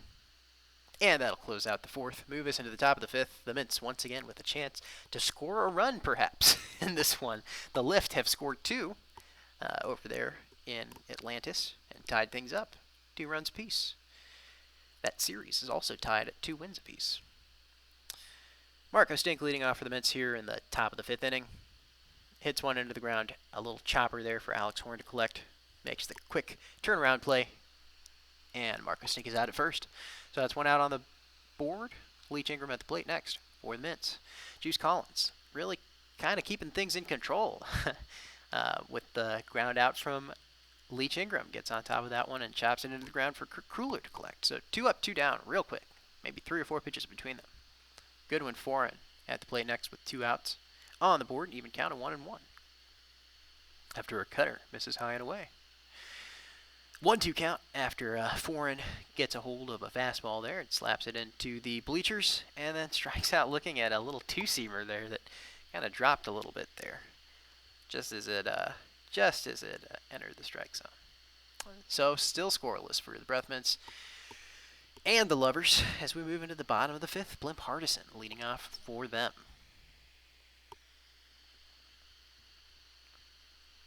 Blaseball Radio 2 is an unofficial broadcast of Internet League Blaseball, and as such, all recording and reproduction of this broadcast is highly encouraged. 1 out on the board is Blimp Hardison ground out to Helg Washington to bring Liquid Friend the 4th to the mound. Or plate, rather. It'd be very strange if Liquid Friend the 4th charged the mound because it's very ill-advised to charge the mound against a regular horse, let alone a giant bloodthirsty one. Anyway, Liquid Friend doesn't charge the mound. Instead, pops one over third base for the single by Capital One. And then Mitch Shoup hits into neat 6-5-4.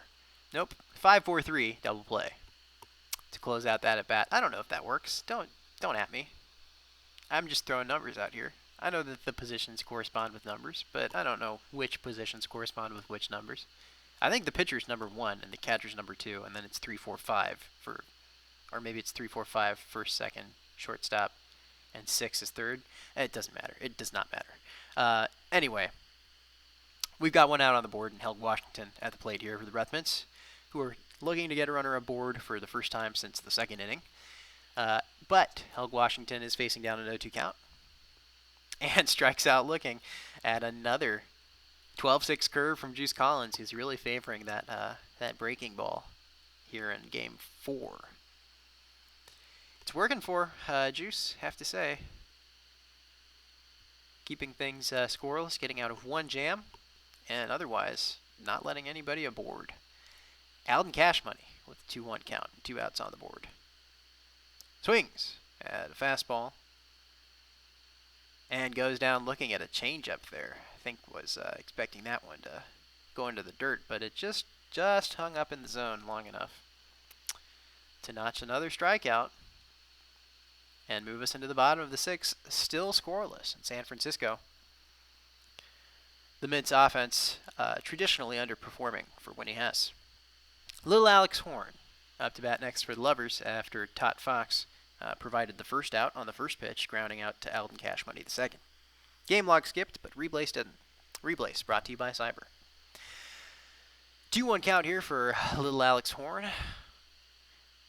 Winnie Hess trying to avoid a leadoff walk. Well, it wouldn't be a leadoff walk, but still, you don't want to give somebody an easy walk to the first base. And when he doesn't, pitching a high looping curveball that leads to the pop fly to put the second out on the board and bring Ilvy Wynn to the plate. 2 outs, nobody on, bottom of the 6th. And an even count of 1-1 after looking at a weird 4-seamer with some ride. And Ilvy Wynn pops a fly, and Ilvy's cap is damaged. So, something to watch out for there if you are a Lovers fan. VG3 leading off for the Mints here in the top of the 7th. Mints trying to rally, but instead Juice Collins charms VG3, who swings 3 times to strike out willingly and put the first out on the board for the Mints. Toonie Doctor will come to the plate next because Jode Preston is elsewhere. Toonie trying to be the first Mint to make a run here for the Mints. Even count of 1-1. A line drive far into right field. That thing is out of here. And because Toonie is magnified, that means that 2 runs will score, not the traditional one. So the Mints finally get on the board here at the top of the 7th with a 2-run bomb from Toonie Doctor, as it was meant to be. Marco Stink will step up to the plate next. Even count of 1-1 off of Juice Collins. And a 1-2 count now for the Big Bug from Dallas, looking to get aboard here in the top of the 7th. Juice Collins pretty much on top of this game until that Toonie Doctor bomb, and now maybe losing the handle a little bit, giving up a walk there with 1 out on the board for Marco Stink, and that's not somebody who you want to let aboard easily because the Big Bug will steal more than 30 steals in the regular season for Marco. Leach Ingram at the plate. Speaking of steals, Leach does a lot of that, just in her own time, not necessarily on the baseball diamond, but that's all right. Even count of 2-2 here for the former Mints pitcher, and a full count now. Leach Ingram, one of the last remaining original Mints on the team, strikes out looking at a sinking ball there from Juice Collins, which again I think these batters are really expecting that thing to dirt out, but it's not happening. Goodwin Foreign up to bat next for the Mints. And Marco Stink hops on a grind rail, does a silver surf, but has to bail. And that'll close out that at-bat for the Breath Mints, moving us into the bottom of the 7th. Whew. Not exactly Tony Hawk is our big buck. More Bam Margera, I would say. Helga Moreno at the plate to lead off for the Lovers here in the bottom of the 7th, trailing by 2 runs now after a 2-run solo homer from Toonie Doctor. Helga Moreno gets a leadoff single, base hit there, just splitting first and second base to get aboard. So the Lovers now have one on with nobody out. Kurt Kruller at the plate here. We'll see if Winnie Hess is able to keep things under control in the late game. 0-2 count here for Kurt Kruller after tipping a foul ball. As Moreno steals into scoring position, this is the risk with a lead-off hit. This is why you never want to let those lead-off hitters aboard, because now Kurt Kruller is able to advance Moreno onto third, and the sac play is in play. Percival Wheeler will score with a ground out or a fly out in all likelihood. Wheeler up to bat with an 0-1 count after looking at a little curveball there from Winnie Hess, who follows it up with a classic, just blazing four-seam fastball. And Percival Wheeler doesn't even know what to do with the third pitch there. Strikes out on 3 pitches. Winnie Hess trying to get out of the jam of that third base threat in the form of Helga Moreno. Blimp Hardison at the plate now with 2 outs. Moreno on third. And an 0-2 count. Winnie Hess does not want to give up an easy run and doesn't do so. Nails the strikeout on 3 pitches, back-to-back 3-pitch strikeouts to get out of the jam in the bottom of the 7th, move us into the top of the 8th. The 2-0 lead intact for the Breathmans. Let's see what's happening elsewhere. The Pies still with a 2-0 lead over the Crabs, as Goodwin 4 and grounds out to Ilby-Win. The Georgias have taken the lead over the Lift 6-2, and I don't know why this other page isn't updating.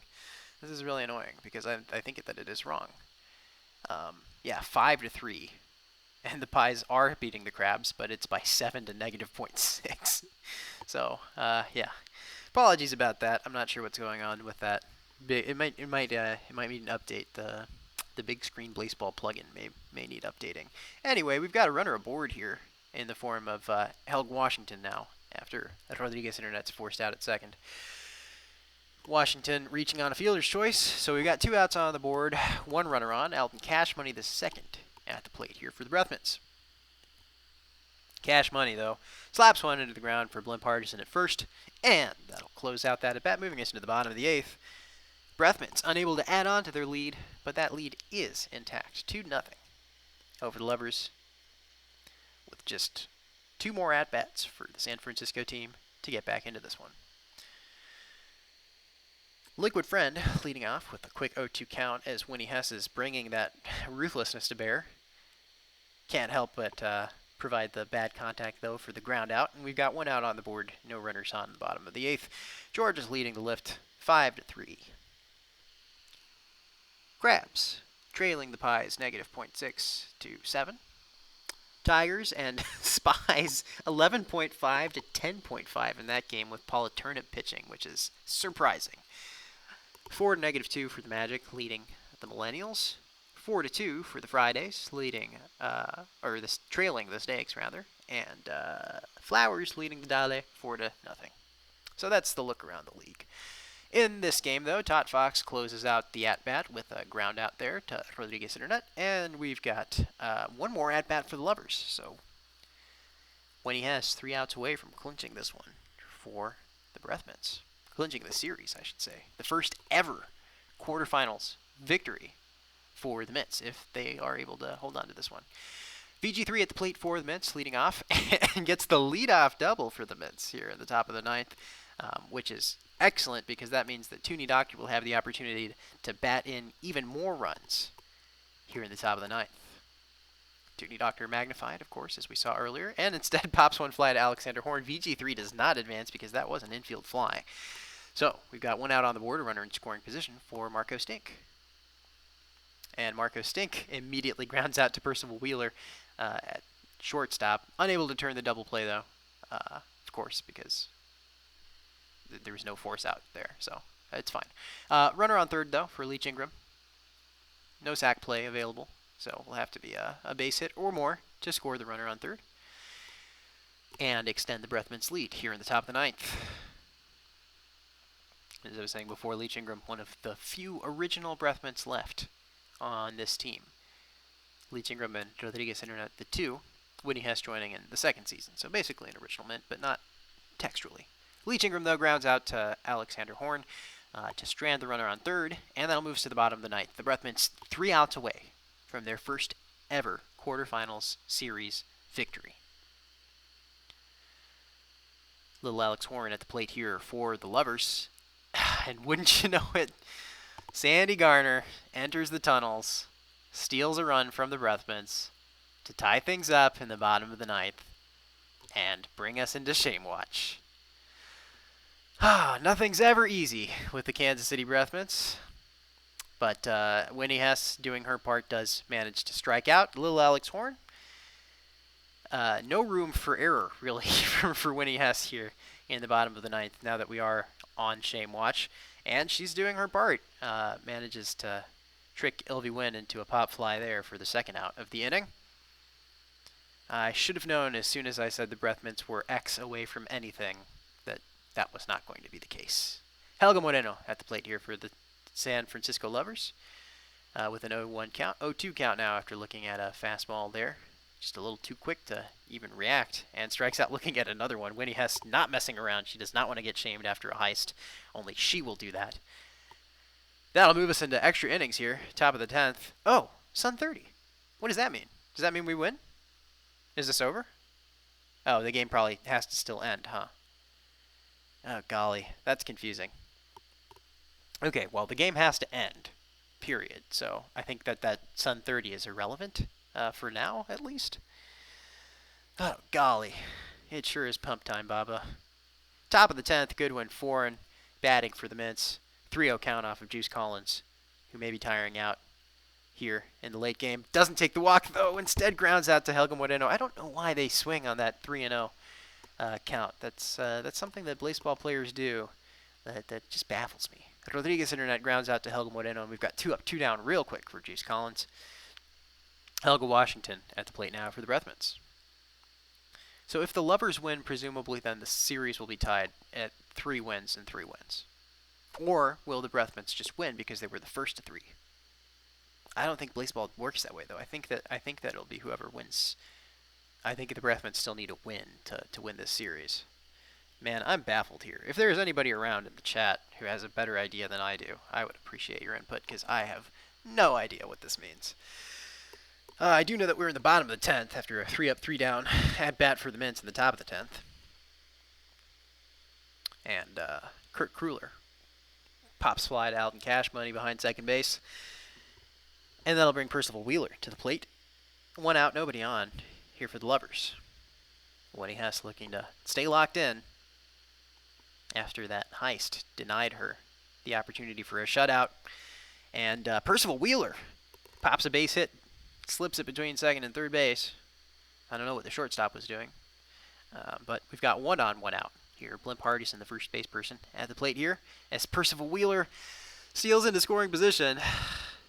But Winnie Hess is able to strike out Blimp Hardison to remove the threat of sac play and bring Liquid Friend the fourth to the plate. But a base hit presumably will shame the Breath Mints here, because usually runners score from second on a base hit. We'll see. Sometimes it just moves them to the corners. 0-2 count here for Liquid Friend, though, and Winnie Hess manages to strike out Liquid Hess on 3 pitches to get out of that jam and move us into the top of the 11th. Breath Mints looking to close this one out in extra innings. And I'm begging them to, because I am getting tired of talking. That's what happens, though. It's part of the job. Unpaid internships. You know, what can you do? 0-2 count here for Alden Cash Money II. If you don't know, I'm an intern here at Blaseball Radio 2. I showed up on the first day and nobody else was here, so I just assumed that was my internship. Alden Cash Money II grounds out to Helga Moreno. And that'll move us into 1 out. That won't move us anywhere. Silver Semiquaver, I see, is doing a heist over there for the lift. We're now winning 9-4 as we see VG3 tack on the second out of this at-bat here in the top of the 11th. That'll bring Tooney Doctor to the plate. Tooney, who's provided the only runs so far in this one with a 2-run solo homer way back in the 7th, I want to say. I don't have the score chart up.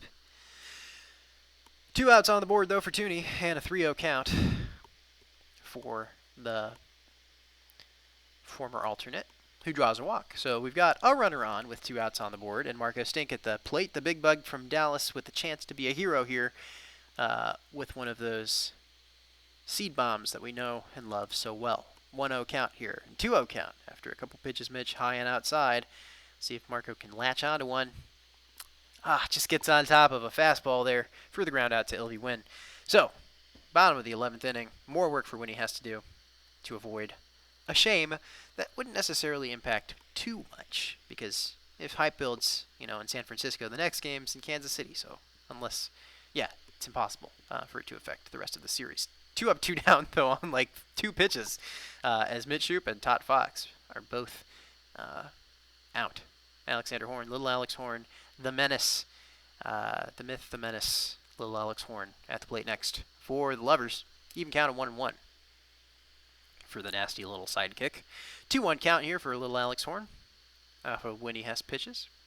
And Winnie misses again, 3 consecutive balls from the big horse, who is 1 away from walking and does walk little Alex Horn. So Winnie Hess, who I think had like 13 walks in the regular season, gives up one at a critical moment, I would say, here in the bottom of the 11th, with Ilvy Wynn at the plate for the Lovers. Ilvy Wynn tips one for the 0-1, as Winnie Hess tries to make up for that mistake. Another ball, though, brings us to an even count of 1-1, and little Alex Horn hops on the grind rail towards third base, lands an oh no, which is what I'm feeling, and I'm sure other Breathmints fans are feeling, because 1 base hit away from shaming, but Winnie Hess with a clutch, rising four-seamer that Ilvy Wynn gets under, pops fly, and that'll move us to the top of the 12th. Breathmints fans, I'm sure, on the edge of their seats, so close after being disappointed so many times. But also probably consoled knowing that even if the Mints lose this one, I believe in the next one, it's Corrado Bean pitching for the Lovers, and so the Breathmints will feel confident about that pitching matchup. They won't feel confident about their offense here in the 12th. 2 up, 2 down, real quick for the Mints. Rodriguez Internet at the plate now for them. Watches a cutter sail high and away for the 1-0. Even count of 1-1 after popping one into the bleachers over the right side of the field here at the Polyhedron, and tips another one for the 1-2.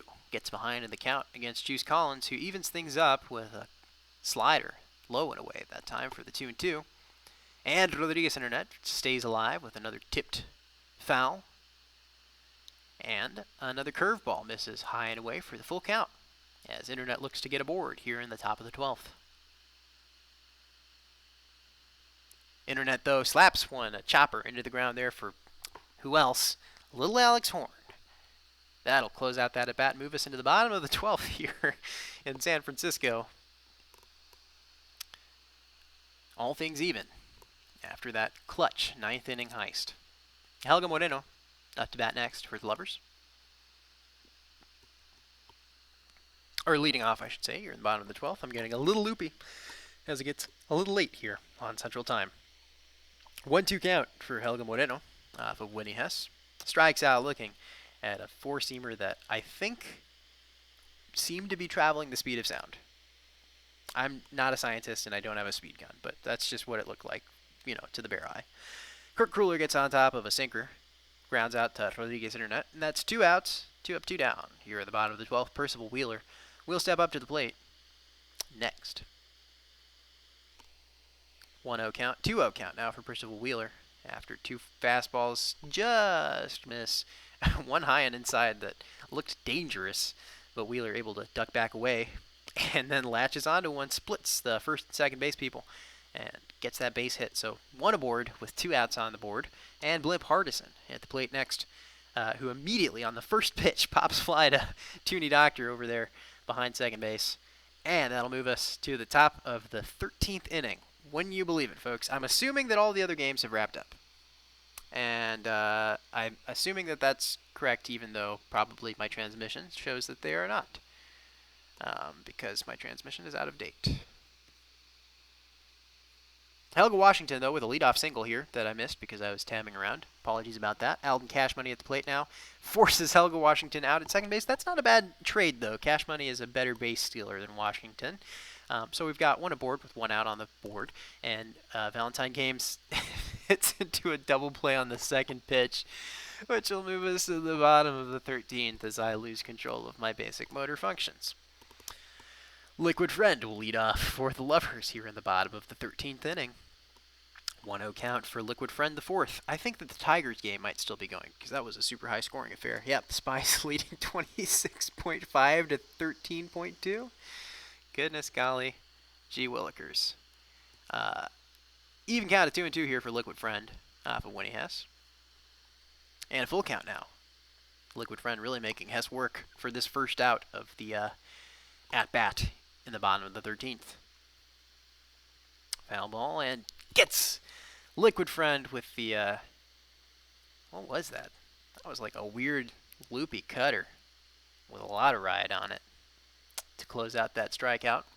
Winnie Hess, I mean, that the ruthlessness is showing, is what I will say, in more ways than one, as Mitchell pops one fly to Rodriguez internet behind first base to collect in foul territory and put two outs on the board, bring Todd Fox to the plate.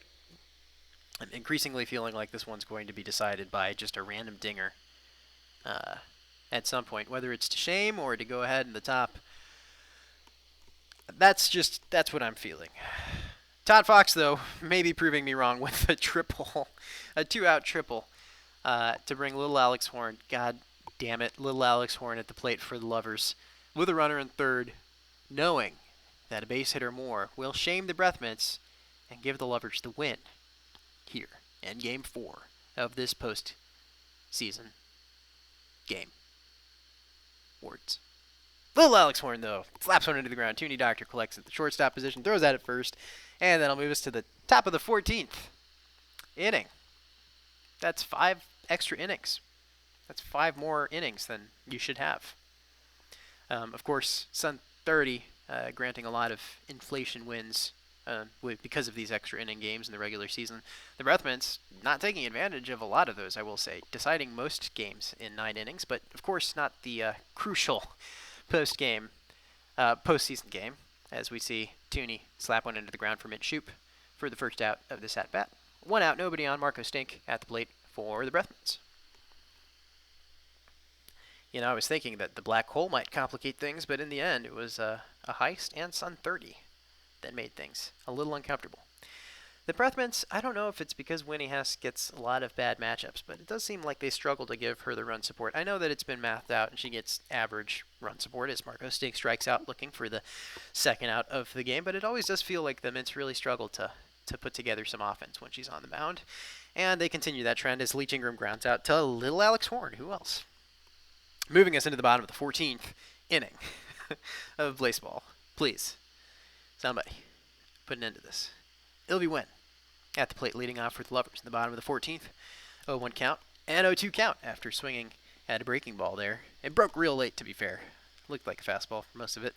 But then gets on top of another breaking ball to ground out to Tooney Doctor. Tooney getting some work in defensively at shortstop, turning those quick turnaround plays. Helga Moreno, speaking of quick plays, grounds out to VG3 at third base. And so we've got 2 up, 2 down real quick in the bottom of the 14th. Winnie Hess may be getting a little tired of the fact that this game is going on. If so, I sympathize. 0-2 count here for Kirk Kruller off of Winnie Hess, but manages to stay alive and double into scoring position.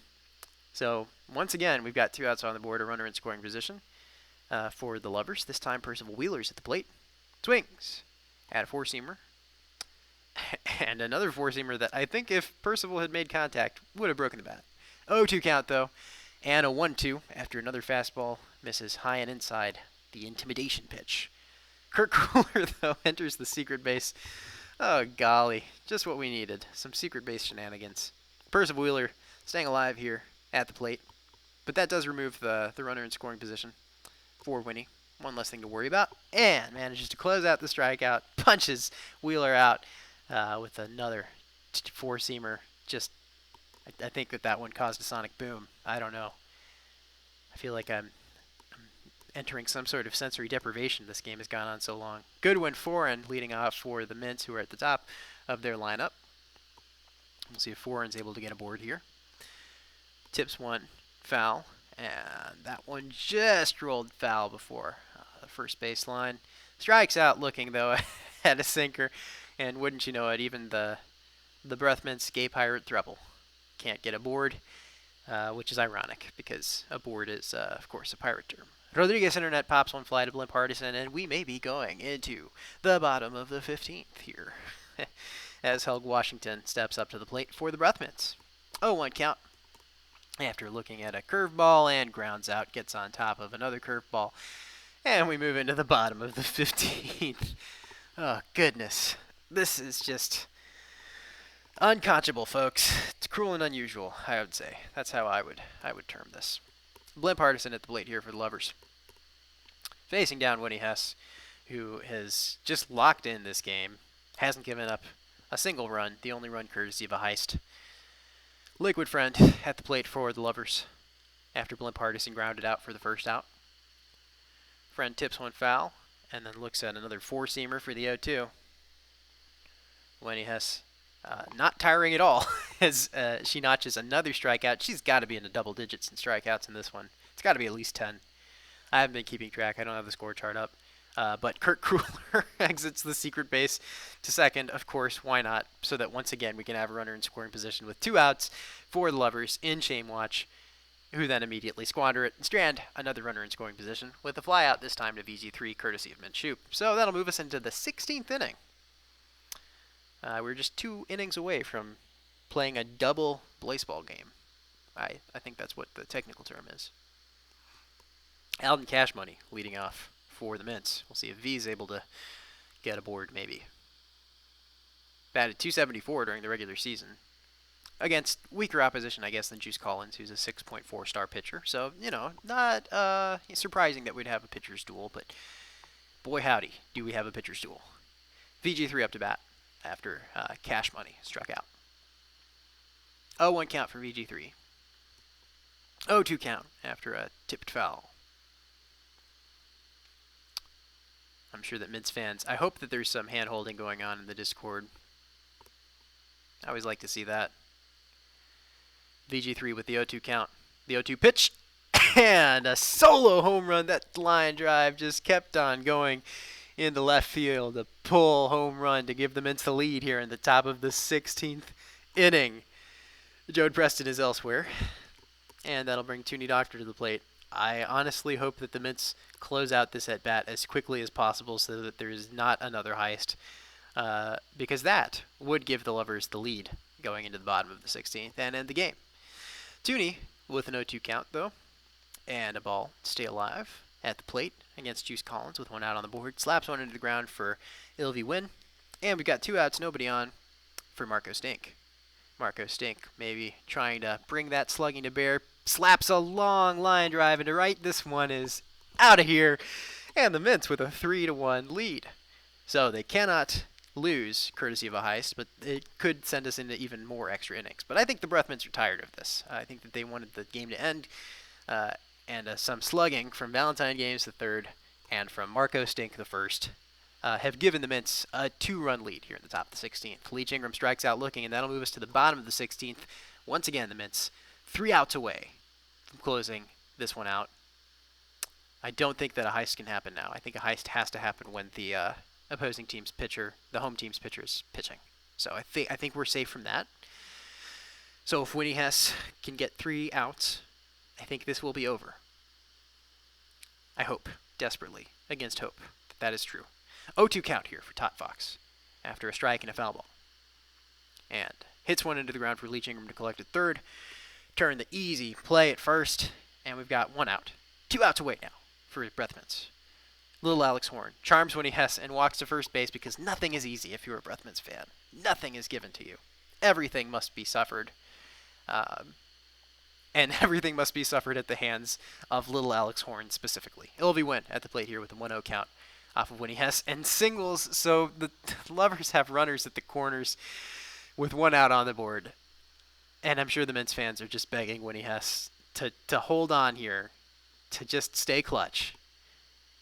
as Helga Moreno, a scary hitter, is at the plate for the Lovers with runners at the corners. Helga Moreno, though, hits into the double play, a 5-4-3 double play, and the Mints are able to turn this one and win their first ever quarterfinals series against the Lovers in 4 games, taking the series 4-2, courtesy of Sun 30. Oh, goodness, folks. That was a lot of work. That was difficult to watch at times, but it wouldn't be the Breath Mints if it weren't. And the important thing is, at the end of the day, Winnie Hess stayed clutch, didn't choke, and the Breath Mints win this one 3-1 over the Lovers of San Francisco, who are now in party time. And the Breath Mints will advance to the semifinals of the Season 22 Internet League postseason. We don't know who they'll be facing yet, I believe, because I think that the Pies did beat the Crabs, 7 to -0.6, so that game will go to a Game 5. But the Mints are done for tonight, and we'll see who they play in the morning. Whenever that happens, we'll be here at Blaseball Radio 2 to bring you all the action. Given, or, as long as my voice holds out. My name has been Blaseball Radio 2 host. This has been a broadcast of Blaseball Radio 2, courtesy of Internet League Baseball. Until next time, I hope that you keep it minty.